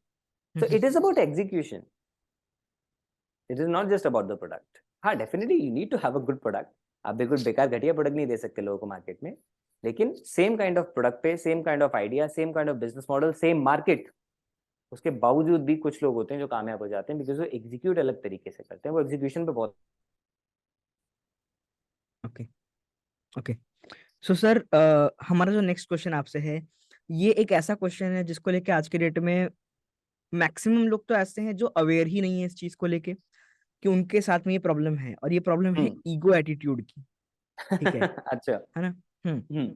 ये चीज मैंने अपनी अपनी जर्नी के अंदर बहुत लेट, लाइक अभी रिसेंटली मैंने ये चीज कुछ लोगों ने जब मेरे साथ में ये चीज शेयर करी कि राज, हम्म। तेरे को थोड़ा बहुत अपने एटीट्यूड पे वर्क करना चाहिए, थोड़ा बहुत पॉजिटिव एटीट्यूड डेवलप करना चाहिए, नेगेटिव एटीट्यूड को साइड करना चाहिए, ईगो को हम्म। थोड़ा बहुत कम करना चाहिए। मैंने एक बुक पढ़ी थी, ईगो इज योर एनिमी करके, एक हम्म। बुक है। ठीक है, वो हम्म। बुक मैंने जब पढ़ी ना, तो मेरे को ये चीज रियलाइज हुई कि यार, जिस चीज को मैं आज तक अपना एक पॉजिटिव पार्ट मानता आ रहा था, कहीं ना कहीं वही चीज मेरी ईगो थी, कहीं ना कहीं वही ओके। चीज मेरी एटीट्यूड थी। तो सर, ओके। मैं आपसे ये सवाल करना चाहूंगा कि कोई पर्सन कैसे इस चीज को आइडेंटिफाई करे कि वो ईगोइश है या फिर नहीं, और अपने ईगो को कैसे वो दूर करे, अपने एटीट्यूड को कैसे पॉजिटिव कर सकता है कोई पर्सन?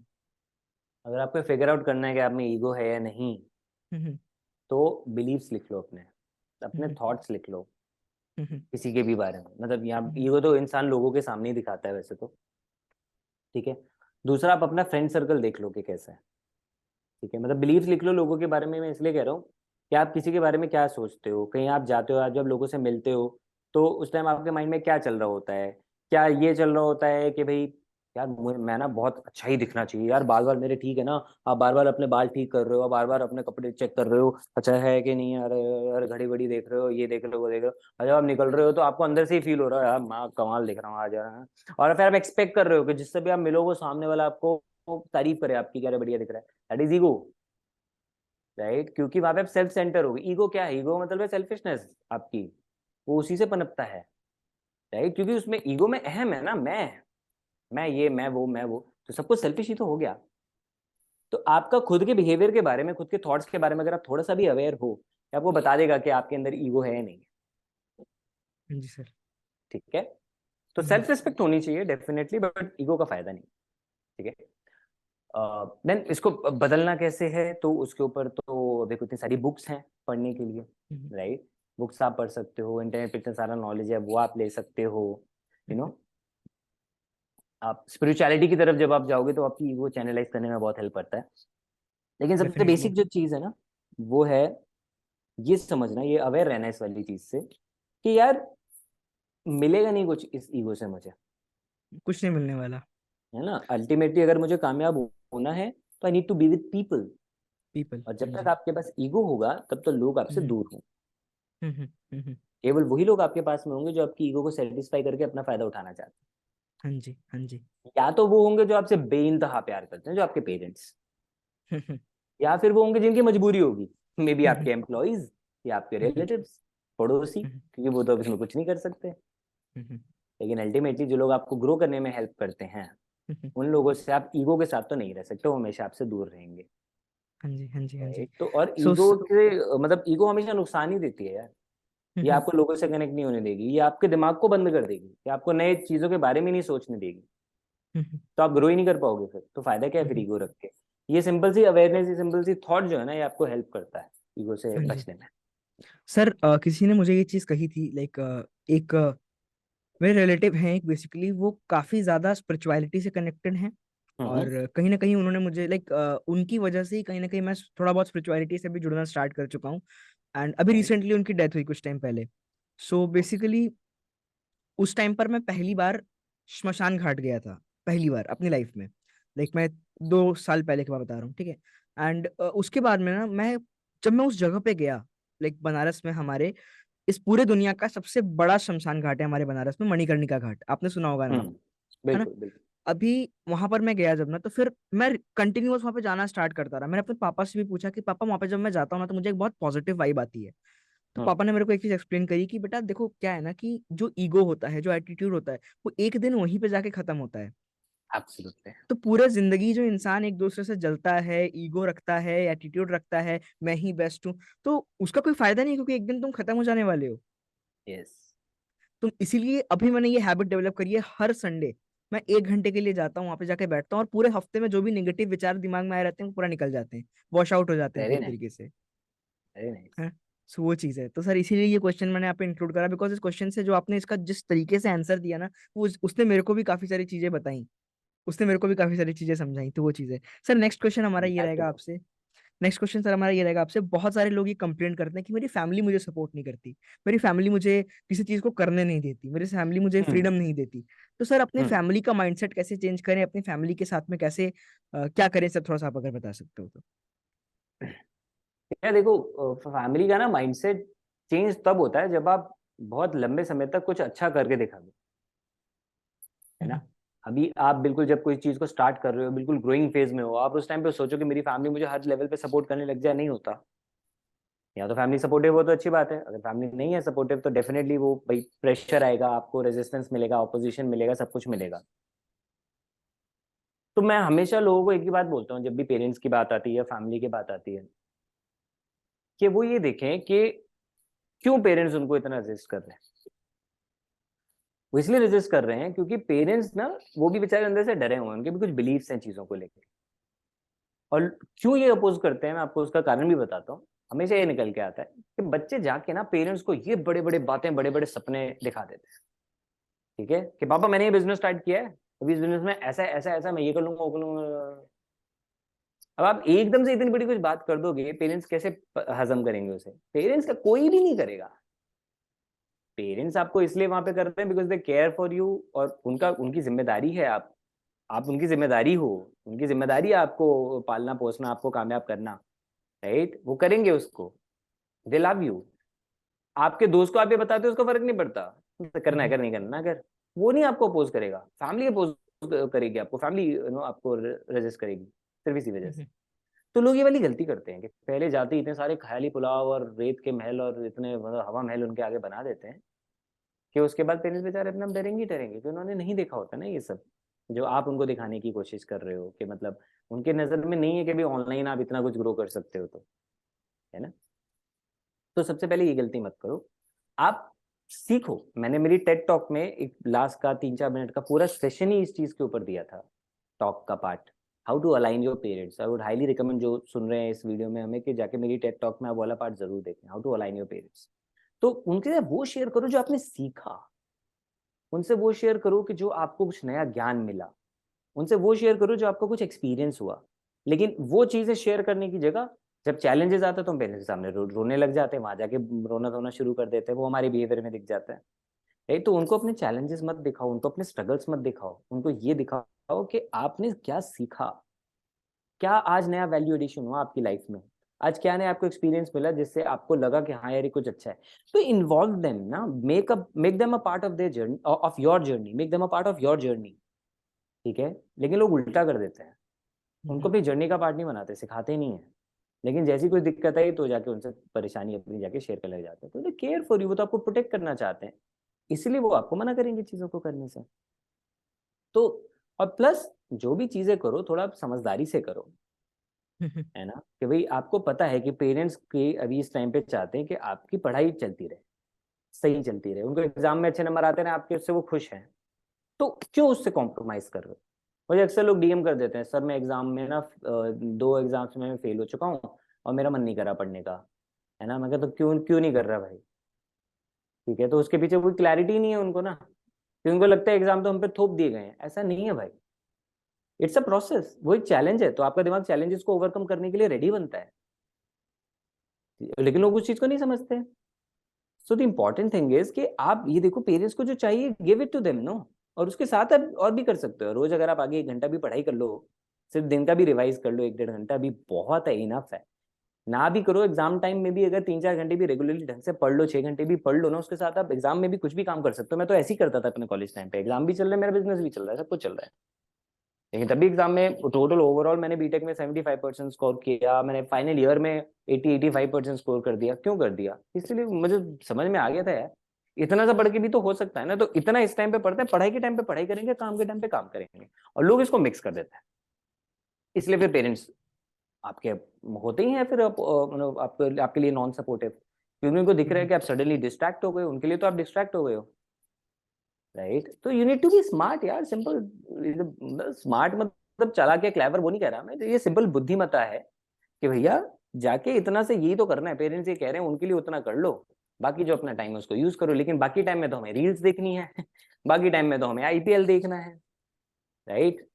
तो फिर कैसे पेरेंट्स आपको सपोर्ट करेंगे जब वो देखेंगे कि खाली टाइम में तो तुम ये कर रहे हो, उसकी जगह अगर आप उनको कुछ सीखते हुए दिखाई दिए, क्या जेन्युइनली जाके कुछ कोर्स कर रहा है, चाहे घर पे ही कर रहा है, कुछ कुछ तो कर रहा है, तो उनको वो आपको सपोर्ट धीरे धीरे करने लग जाएंगे, धीरे धीरे जो कुछ भी आप उनको रिजल्ट दिखाएंगे वो करने लग जाएंगे। सर आपने जो चीज मेरे साथ में हुई है ना, एकदम उस चीज पे आपने हिट करा है चीजों को। बिकॉज जिस टाइम पर मैंने ये सारी चीजें स्टार्ट करी थी, सेम यही सीन था कि घर वाले चाहते थे कि मैं पढ़ाई करूं, मैं पढ़ाई पे ध्यान दूं, मैं अच्छे नंबर लाऊं, और मैं उस चीज को पूरी तरीके से वो करके कि यार इस तो मेरे ऊपर थोपा जा रहा है, उस चीज को पूरी तरीके से साइड करके मैं इसके ऊपर ध्यान देने लगा था। और इस वजह से कहीं ना कहीं घर वाले सपोर्ट नहीं कर रहे थे। बट बाद में थोड़ा बहुत जब हुआ चीजें 11th क्लास में, तो मैं सच बता रहा हूँ आपको, मैं बहुत ज्यादा बीच में ना इतनी सारी डिस्टरबेंस आ गई थी लाइफ के अंदर। बिजनेस प्रॉपर तरीके से नहीं चल रहा था कोई भी चीज। और अभी उसके टाइम पे मामा की मेरी डेथ हो गई थी अचानक से, और इसीलिए घर पे सब कुछ। लेकिन उसके बीच में हाँ। मेरे को ये चीज लगी कि नहीं, इस टाइम पर अगर मैंने घर वालों को थोड़ा फील नहीं कराया कि मैं उनके लिए केयर करता हूँ, तो फिर वो लाइफ टाइम के लिए उनके दिमाग में रह जाएगा। और उस हम्म। टाइम पर फिर मैंने अच्छा स्कोर किया, और मैं लिटरली बता रहा हूँ, मैं अभी तक स्टार्टिंग से लेके अभी तक अपने, जब हम्म। से मेरा क्लास 1 से मैंने पढ़ाई लिखाई स्टार्ट करी, तब से लेके अभी तक मेरा जितना परसेंटेज एक बार भी नहीं आया था, मेरा क्लास 11th में 92%। तो वो हम्म। चीज थी। फिर घर वालों को लगा वो चीज की नहीं यार चलो बच्चा कर रहा है। उसके हम्म। बाद उनका सपोर्ट मैसिव लेवल पे इंक्रीज हो गया। एग्जैक्टली। है ना। वो चीज है सर। ऐसे तो होता है, उसके बिल्कुल सही। इस क्वेश्चन का आपने आंसर दिया, specially thank you so much. इसके बारे में सर जो हमारा नेक्स्ट क्वेश्चन है वो ये है कि लोग कहते हैं कि उनके ग्रोथ में माइंडसेट एक बहुत इंपॉर्टेंट रोल प्ले करता है, लेकिन कहीं ना कहीं वो माइंडसेट को ग्रो नहीं कर पाते, माइंडसेट को बिल्ड नहीं कर पाते। So sir according to you, how to build a concrete mindset, a concrete hard mindset? Mindset ना आपकी नॉलेज से बनता है और आपके हम्म। एनवायरनमेंट से बनता है, हम्म। ठीक है? तो माइंडसेट को बढ़ाने के लिए आपको, अब जिस भी फील्ड के लिए आप वो वाला माइंडसेट की आप बात कर रहे हो, तो आपको उसके हिसाब से वहाँ पे अपनी नॉलेज बढ़ानी चाहिए, उसके बारे में चीज को जानना चाहिए, समझना चाहिए। जब आपको क्लैरिटी होती है तो आपका माइंडसेट स्ट्रांग हो जाता है। लाइक मुझे क्लैरिटी थी अबाउट बिजनेस, इसलिए मैं बिजनेस में सर्वाइव कर पाया, क्योंकि उसने मुझे वो मेरा माइंडसेट स्ट्रांग कर दिया। तो अपनी नॉलेज बढ़ाओ to have a strong okay. Mindset. And दूसरा, सही एनवायरनमेंट में रहो। अगर ओके। एनवायरनमेंट ही ऐसा रहेगा जो लोग पीछे खींचेंगे और नेगेटिव ही बातें करेंगे, तो आपका माइंडसेट कहाँ टिकेगा फिर उसके आगे? और सर, तो हमारा जो नेक्स्ट क्वेश्चन आपसे है वो ये है कि how to build hyper focus. Focus किस तरीके से बिल्ड किया जा सकता है sir? Focus is all about your attention span. जो आपने हाइपर फोकस बोला है, मैंने बुक पढ़ी और उसी को मैं कोट कर रहा हूँ, और उसी में था ये, मैंने कॉन्सेप्ट बड़ा सही समझाया। It is all about your attention span, ठीक है? आप किसी भी चीज को लेके ना 100% फुल टाइम तो फोकस नहीं रह सकते, बट फोकस जो होता है कि उसको आप कितने टाइम के लिए अपना अटेंशन स्पैन दे रहे हो, ठीक है? तो जब भी आप कोई भी काम कर रहे हो, तो उसमें सबसे पहला उस काम को आपका जो पर्पस है, फॉर मी, मेरे को जो फोकस बढ़ाने में हेल्प करता है वो था पर्पस, कि कोई काम करने का मेरा कारण क्या है, अगर मैं कोई काम कर रहा हूँ तो क्यों कर रहा हूँ। तो जो लोग सोशल मीडिया को लेकर बड़ा डिस्ट्रैक्टेड रहते हैं, उनके लिए बहुत जरूरी है, अगर वो उस डिस्ट्रैक्शन को हटाना चाहते हैं, एडिक्शन को हटाना चाहते हैं, कि पर्पस के साथ जाओ। मैं क्यों जा रहा हूँ? क्या मैं सिर्फ 2 डीएम चेक करने जा रहा हूँ? ठीक है, डीएम चेक करूंगा, वापस आ जाऊंगा, बस। और लिख के कर सकते हो तो और बेटर, नहीं तो मेंटली तो रखो कम से कम कि किस पर्पस से कौन सा वाला आप काम कर रहे हो। खाना खा रहे हो, किस पर्पस से खा रहे हो? अच्छा न्यूट्रिशन मिले, राइट? तो खाना खाते टाइम अगर आप मूवी देखते रहोगे तो कहाँ मिलेगा वो? जो फोकस ही नहीं रहेगा आपका वहाँ पे, ठीक से चबाओगे नहीं, बॉडी में जाएगा नहीं, ठीक से पचेगा नहीं, तो न्यूट्रिशन नहीं मिलेगा।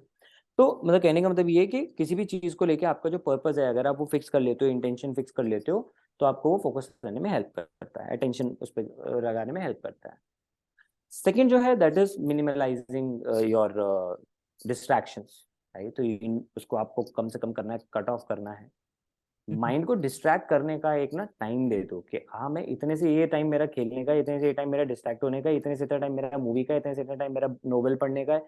ये टाइम मैं मूवीज भी देखता हूँ, मैं वेब सीरीज भी देखता हूँ, मैं बहुत कुछ करता हूँ, मैं भी रील्स खूब एक्सप्लोर करता हूँ, but I have a time for that. जब काम कर रहा हूँ तो काम कर रहा हूँ, मैंने फिक्स कर लिया है ना कि लंच के बाद ये आधा घंटा मेरे को ये वाली बुक पढ़नी है, या मेरे को ये वाली वेब सीरीज देखनी है, या मेरे को शाम को जो है 7-8 बजे के बाद मुझे कोई काम नहीं करना है, उसके बाद आज मेरे को ये वाली मूवी देखनी है, ये वाला नोवेल पढ़ना है, ये वाला कुछ थिएटर प्ले देखने जाना है, वट एवर इट इज, वो मैं उसके हिसाब से करता हूँ, राइट? तो व्यू आपको हेल्प करता है आपकी डिस्ट्रैक्शंस को कम करके फोकस्ड होने में, जब आपको पता है कि भी मैंने अपने दिमाग को टाइम दिया, ये वाला फ्री वाला टाइम है ना, तो बाकी वाला टाइम काम करते हैं, राइट।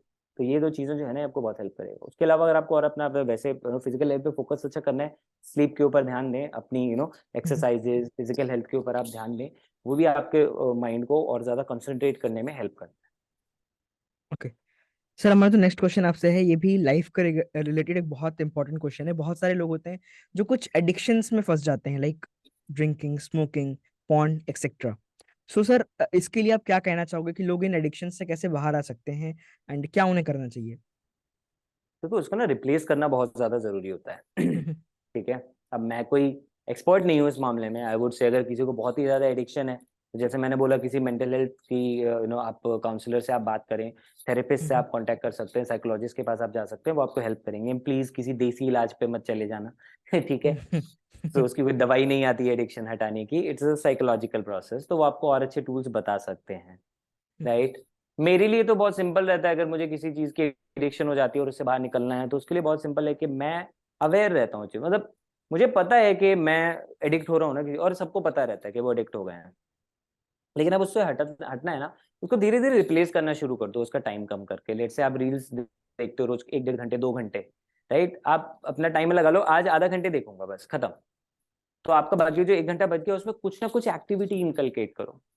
तो लोग क्या करते हैं, अपनी फिजिकल एक्टिविटीज बहुत कम कर देते हैं, उसकी जगह पे आप स्पोर्ट ज्वाइन कर लो, क्रिकेट खेलो, बैडमिंटन खेलो, टेनिस खेलो, स्विमिंग चले जाओ, डांसिंग ज्वाइन कर लो, एक्टिंग ज्वाइन कर लो, जो करना, जो आपका मन करता है वो करो, राइट। तो जिस चीज की एडिक्शन से हटना है ना, आप एकदम से उसको कट नहीं कर सकते। मैंने पर्सनली ये फील किया है, आई कुड बी रॉन्ग, मैं आपको अपना पर्सनली बता रहा हूँ कि आप उसको कट ऑफ नहीं कर पाओगे। आप उसको धीरे धीरे कम करते करते रिप्लेस करना शुरू कर दो, वो आपको हेल्प करेगा फिर उस चीज से। एंड सेकंड, आपको पर्पस पता होना चाहिए यार। आप इम्पैक्ट लिख लो ना कि यार ठीक है, मुझे पता है मैं एडिक्ट हूँ इस चीज का, तो इसका मेरे पे क्या इम्पैक्ट हो रहा है मेरी लाइफ पे। तो जब आप इम्पैक्ट लिखोगे ना, सारी नेगेटिव लिख के आ जाएंगी। और फिर लिख दो मुझे इसका फायदा क्या मिल रहा है, ये भी लिखो, मुझे इसका बेनिफिट क्या मिल रहा है। देखो कि बेनिफिट 2 3 ही, शायद एक भी ना लिख पाओ।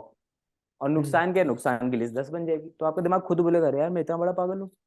तो खुद से ही सवाल पूछना, खुद के साथ बैठना बहुत ज्यादा जरूरी है। हम जी क्या सर। करते हैं, बस सारी चीजों को बाहर देखते हैं। आपको 70% सोल्यूशन आपका दिमाग दे देगा, लेकिन एटलीस्ट पूरा सोल्यूशन ना भी दे पाए तो उसकी स्टार्टिंग कर देगा। जी। लेकिन लोग वो नहीं करते हैं, हमेशा एक्सटर्नल ढूंढते रहते हैं। वीडियोस की एडिक्शन है और फिर वीडियो में ही देख रहे हैं कि एडिक्शन कैसे, पॉर्न की एडिक्शन है, फिर यूट्यूब पे ये ढूंढ रहे हैं कि पॉर्न एडिक्शन कैसे हटाई जाए। मतलब आप समझ रहे हो कि आप उसी विशेष सर्कल के अंदर घुस रहे हो।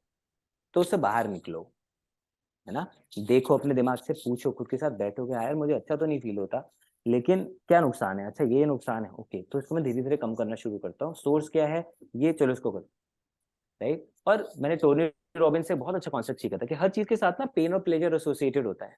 हम वो काम करते हैं जिससे हमें प्लेजर मिलता है, और हम वो काम से दूर भागते हैं जिससे हमारा पेन एसोसिएटेड है, राइट। अब पढ़ने में कोई दर्द थोड़ी है कि पढ़ोगे तो सर दर्द हो जाएगा, ऐसा तो नहीं है, लेकिन आपने उसको एक वो दे दिया है ना मीनिंग। यार पढ़ना मतलब बड़ी मेहनत का काम है, बड़ा बोरिंग होता है यार, एग्जाम के लिए तैयारी करो, रट्टा मारो, ये करो वो करो। एक्चुअली कोई पेन थोड़ी एसोसिएटेड है, राइट। और जो चीजों से आप एडिक्ट हो, आपने उससे प्लेजर एसोसिएट कर दिया, चाहे वो बिंज ईटिंग या बिंज वॉचिंग हो, कुछ भी हो सकता है। जी तो सर। आपने प्लेजर कर दिया, तो अब और सोर्सेज ढूंढो आपके वही प्लेजर आपको देने के। आपको मुद्दा केवल प्लेजर से है, अब वो चाहे ऐसे मिले चाहे कहीं और मिले, राइट। तो उस टाइम पे बस आपको अलर्ट रहना है, जिस टाइम पे किसी भी एडिक्टिव चीज की आपको अर्ज हो रही है। It could B porn, it could B masturbation, it could B drinking, it could B binge watching, it could be anything, right. तो उस टाइम पे जो आप, वो जो प्लेजर आपको मिल रहा है ना, डोपामीन जो मिल रहा है, आप देखो वो और किस किस सोर्सेज से मिल सकता है। और एकदम से कुछ भी कट ऑफ नहीं होगा, धीरे धीरे होगा, रिप्लेस करके होगा। जब आपके दिमाग से पूछोगे, लिस्ट बनाओगे, तो आपका दिमाग खुद बोलेगा अरे यार इतने सारे नुकसान है। उसको बार बार देखोगे तो आपको पेन के एहसास देगा कि लॉन्ग टर्म में तो मुझे बहुत नुकसान करेगा ये। फिर आप पेन से दूर भागोगे और प्लेजर के लिए और एक्टिविटीज ढूंढोगे, will help you to get rid of the addiction. हाँ, तो जो भी करो ना, वो इस माइंडसेट के साथ मत करो कि आपको इस चीज को हटाना है अपनी लाइफ से, because what you resist will persist. But इसलिए करो कि कुछ नया करने वाला हूं, तो नए पे ध्यान दो। जो लोग लॉस लॉस लॉस के बारे में सोचते रहते हैं उनको और लॉस होता है, लेकिन जो कहते हैं कोई बात नहीं, लॉस हो जाएगा रिकवर, अगर मैं प्रॉफिट पे ध्यान दूंगा लॉस तो अपने आप रिकवर होगा, तो मुझे प्रॉफिट प्रॉफिट प्रॉफिट पे ध्यान देना है, राइट। तो ऐसे लोग अच्छा कमा जाते हैं। और जो लोग कहते हैं नहीं मुझे लॉस खत्म करना है, लॉस खत्म करने, उनकी लाइफ में और लॉस आता है। Right, so that is the thing. तो एडिक्शन से दूर भागने की जगह ये सोचो मुझे नया में क्या कर सकता हूँ, उस पे ध्यान दोगे, इससे ध्यान अपने आप हट जाएगा। Okay sir, next question is role of books in our success, and कुछ ऐसी बुक्स जो कि आप रेकमेंड करोगे लाइक हर एक पर्सन को जो जो उसको पढ़नी चाहिए बेसिकली। बुक्स तो यार मतलब मैं तो बोलूंगा बुक्स आर लाइफ। ठीक है, बुक्स तो यार जिंदगी होती है, आपकी जिंदगी बना देती है बुक्स तो सबसे जरूरी है पढ़ना। बिकॉज समझो, एक इंसान जिसने अपनी जिंदगी के शायद 30-40 साल किसी चीज में लगाए, रिसर्च किया, जान लगे, इवन 5 साल भी लगाए, 10 साल भी लगाए, वो अपनी फील्ड में एक्सपर्ट है। वो अपनी पूरी लाइफ की वो मेहनत का निचोड़ आपको एक किताब के अंदर दे रहा है। समझ रहे हो, आपके पास इतना टाइम नहीं है कि आप वो सारी चीजें खुद करके देखो, लेकिन उसने सब किया हुआ है, प्रॉपर रिसर्च टेस्ट किया हुआ है हर चीज को, तब वो जाके प्रूवन चीजें आपको बता रहा है। और वो आपको मिल रही है उस एक इंसान से, मतलब काइंड ऑफ आपका गाइड बन गया, आपका मेंटर बन गया एक तरह से। और उसकी लाइफ का कुछ भी आपने कॉन्सेप्ट उठा के क्योंकि वो कामयाब है, कुछ अच्छा कॉन्सेप्ट काम किया है किसी के लिए, इसीलिए तो वो आपको बता रहा है। राइट, तो अगर आप वो बुक पढ़ते हो तो काइंड ऑफ उस इंसान की पूरी जिंदगी का वो निचोड़ आपको मिल जाता है यार, प्रूवन चीजें आपको मिल जाती है।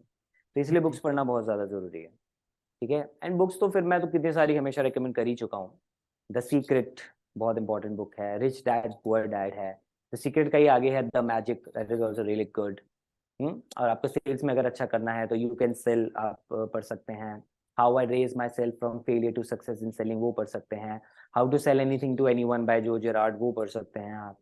ठीक है, प्रोडक्टिविटी की बात करें तो deep work, atomic habits, the one thing, ये 3 बहुत इंपॉर्टेंट बुक्स हैं फॉर प्रोडक्टिविटी।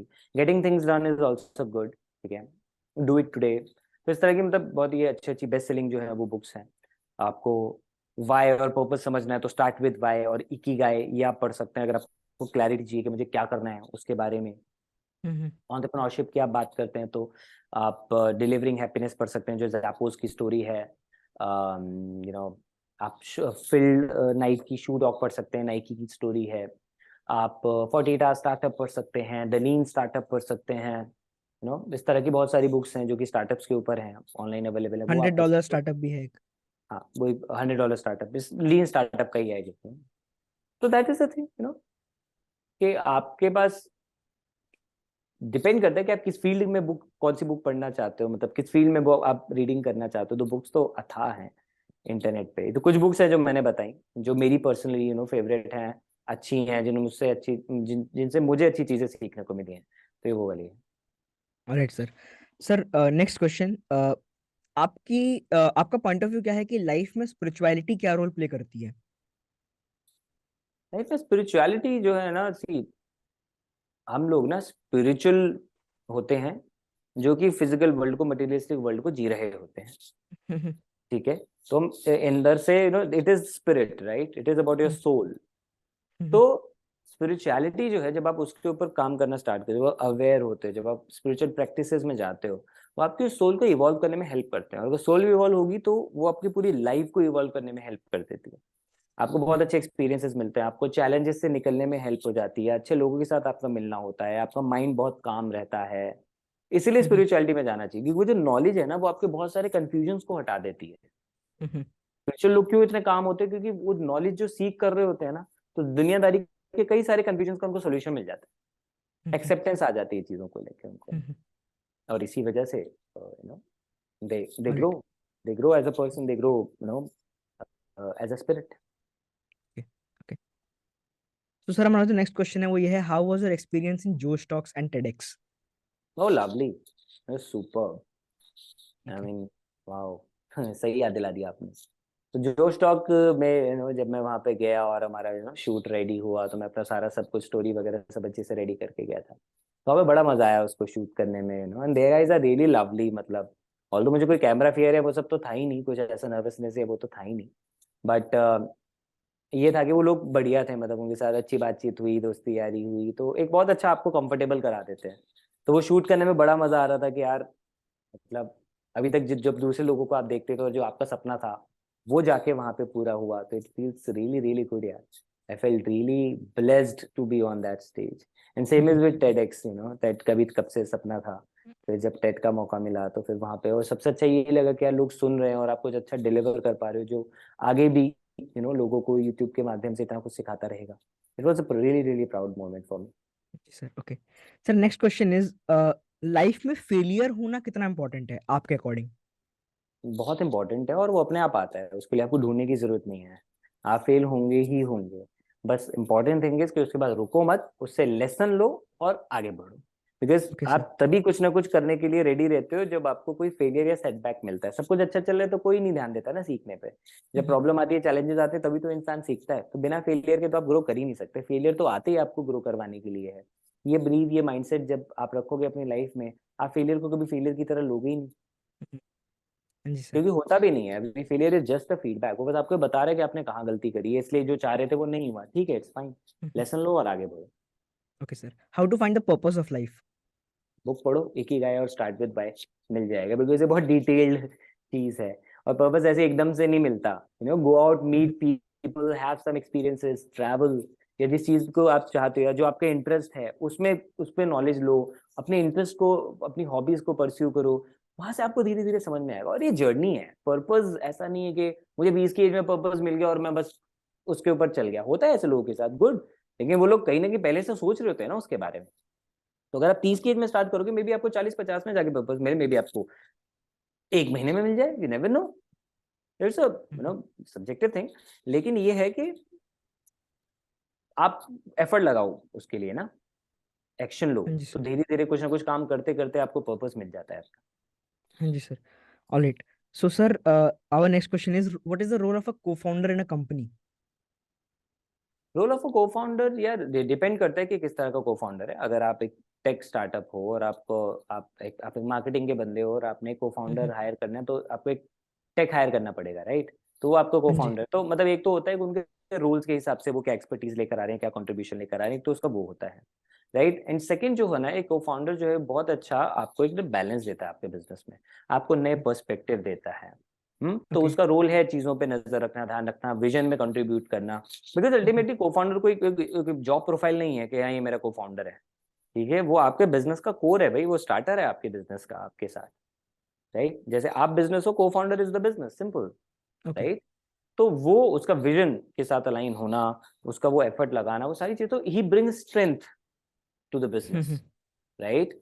वो स्ट्रेंथ लाता है, वो एक अलग पर्सपेक्टिव लेकर आता है। तो जब दो लोगों के पर्सपेक्टिव मिलते हैं तो बहुत अच्छा ग्रो कर जाते हैं लोग। All right sir. So sir, आपकी लाइफ में आप कहाँ कहाँ से लर्निंग्स लेते हो? What are the sources of your learnings? Books से, इंटरनेट से, ट्रेनिंग सेशंस में जाके, कोचेस और मेंटर्स से, थेरेपिस्ट से, और लोगों से, सबसे इम्पोर्टेंट लोगों से, और उससे भी, और उसके बाद एक्सपीरियंसेस से। तो मैं ओके। अवेयर रहता हूँ अपनी लाइफ को लेके कि क्या चल रहा है, कैसे चल रहा है। उन एक्सपीरियंस से फिर लेसन्स मिलता है, लर्निंग मिलती Okay. Sir, we are in the last part of the podcast, and last few questions are left. So, my next question is, what skills are required in order to become a successful entrepreneur in the life? Three skills, sir. है। Skills कह रहे हो आप या एक आदत का आप कह रहे हो? See, अगर Anything आप it can be, sir. Qualities qualities बोल लो आप, क्योंकि स्किल तो Qualities. वेरी करती है, क्वालिटीज आप मान लो। Qualities. हाँ जी।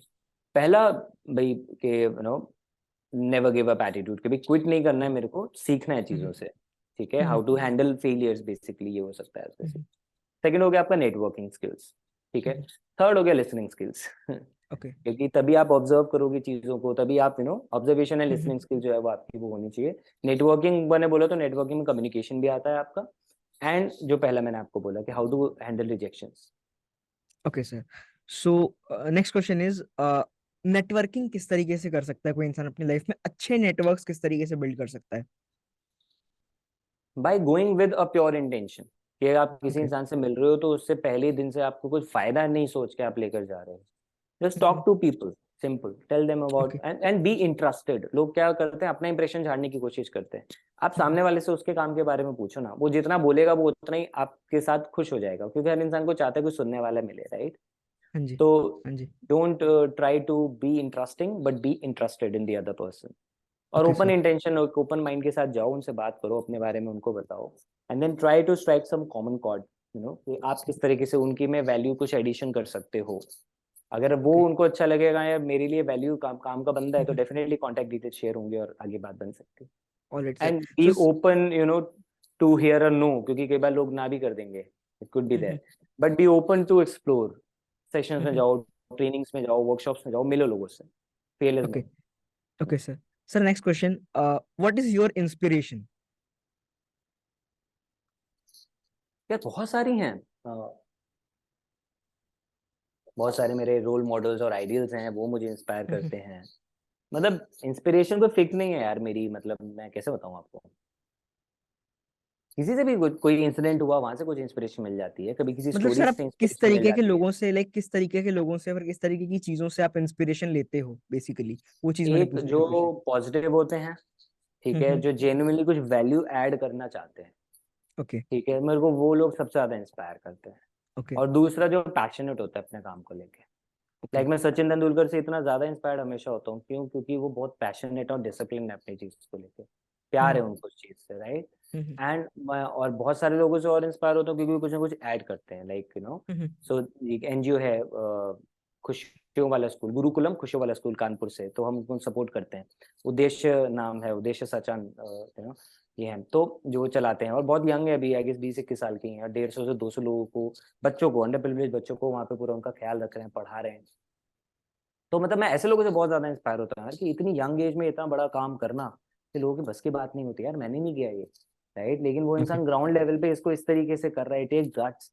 तो ये भी इंस्पायर करते हैं, कि हम्म। लोग, कौन इंसान किसी के लिए कितना अच्छा करने की कोशिश कर रहा है अच्छी नीयत के साथ। तो ऐसी चीजें मुझे बहुत inspire. Okay sir, our third last question, your lifestyle after Bis Gurukul, like Bis Gurukul start करने के बाद में आपकी लाइफस्टाइल में क्या सुधार आया और अभी आप कैसी लाइफस्टाइल जी रहे हो? सुधार तो क्या है, देखो जब पैसा आता है तो बहुत सारी चीजें मजेदार हो जाती हैं। हम्म। ठीक है, वो वाली चीज तो आई। लेकिन ओवरऑल मेरे पर्सपेक्टिव्स में बहुत ज्यादा चेंज आए।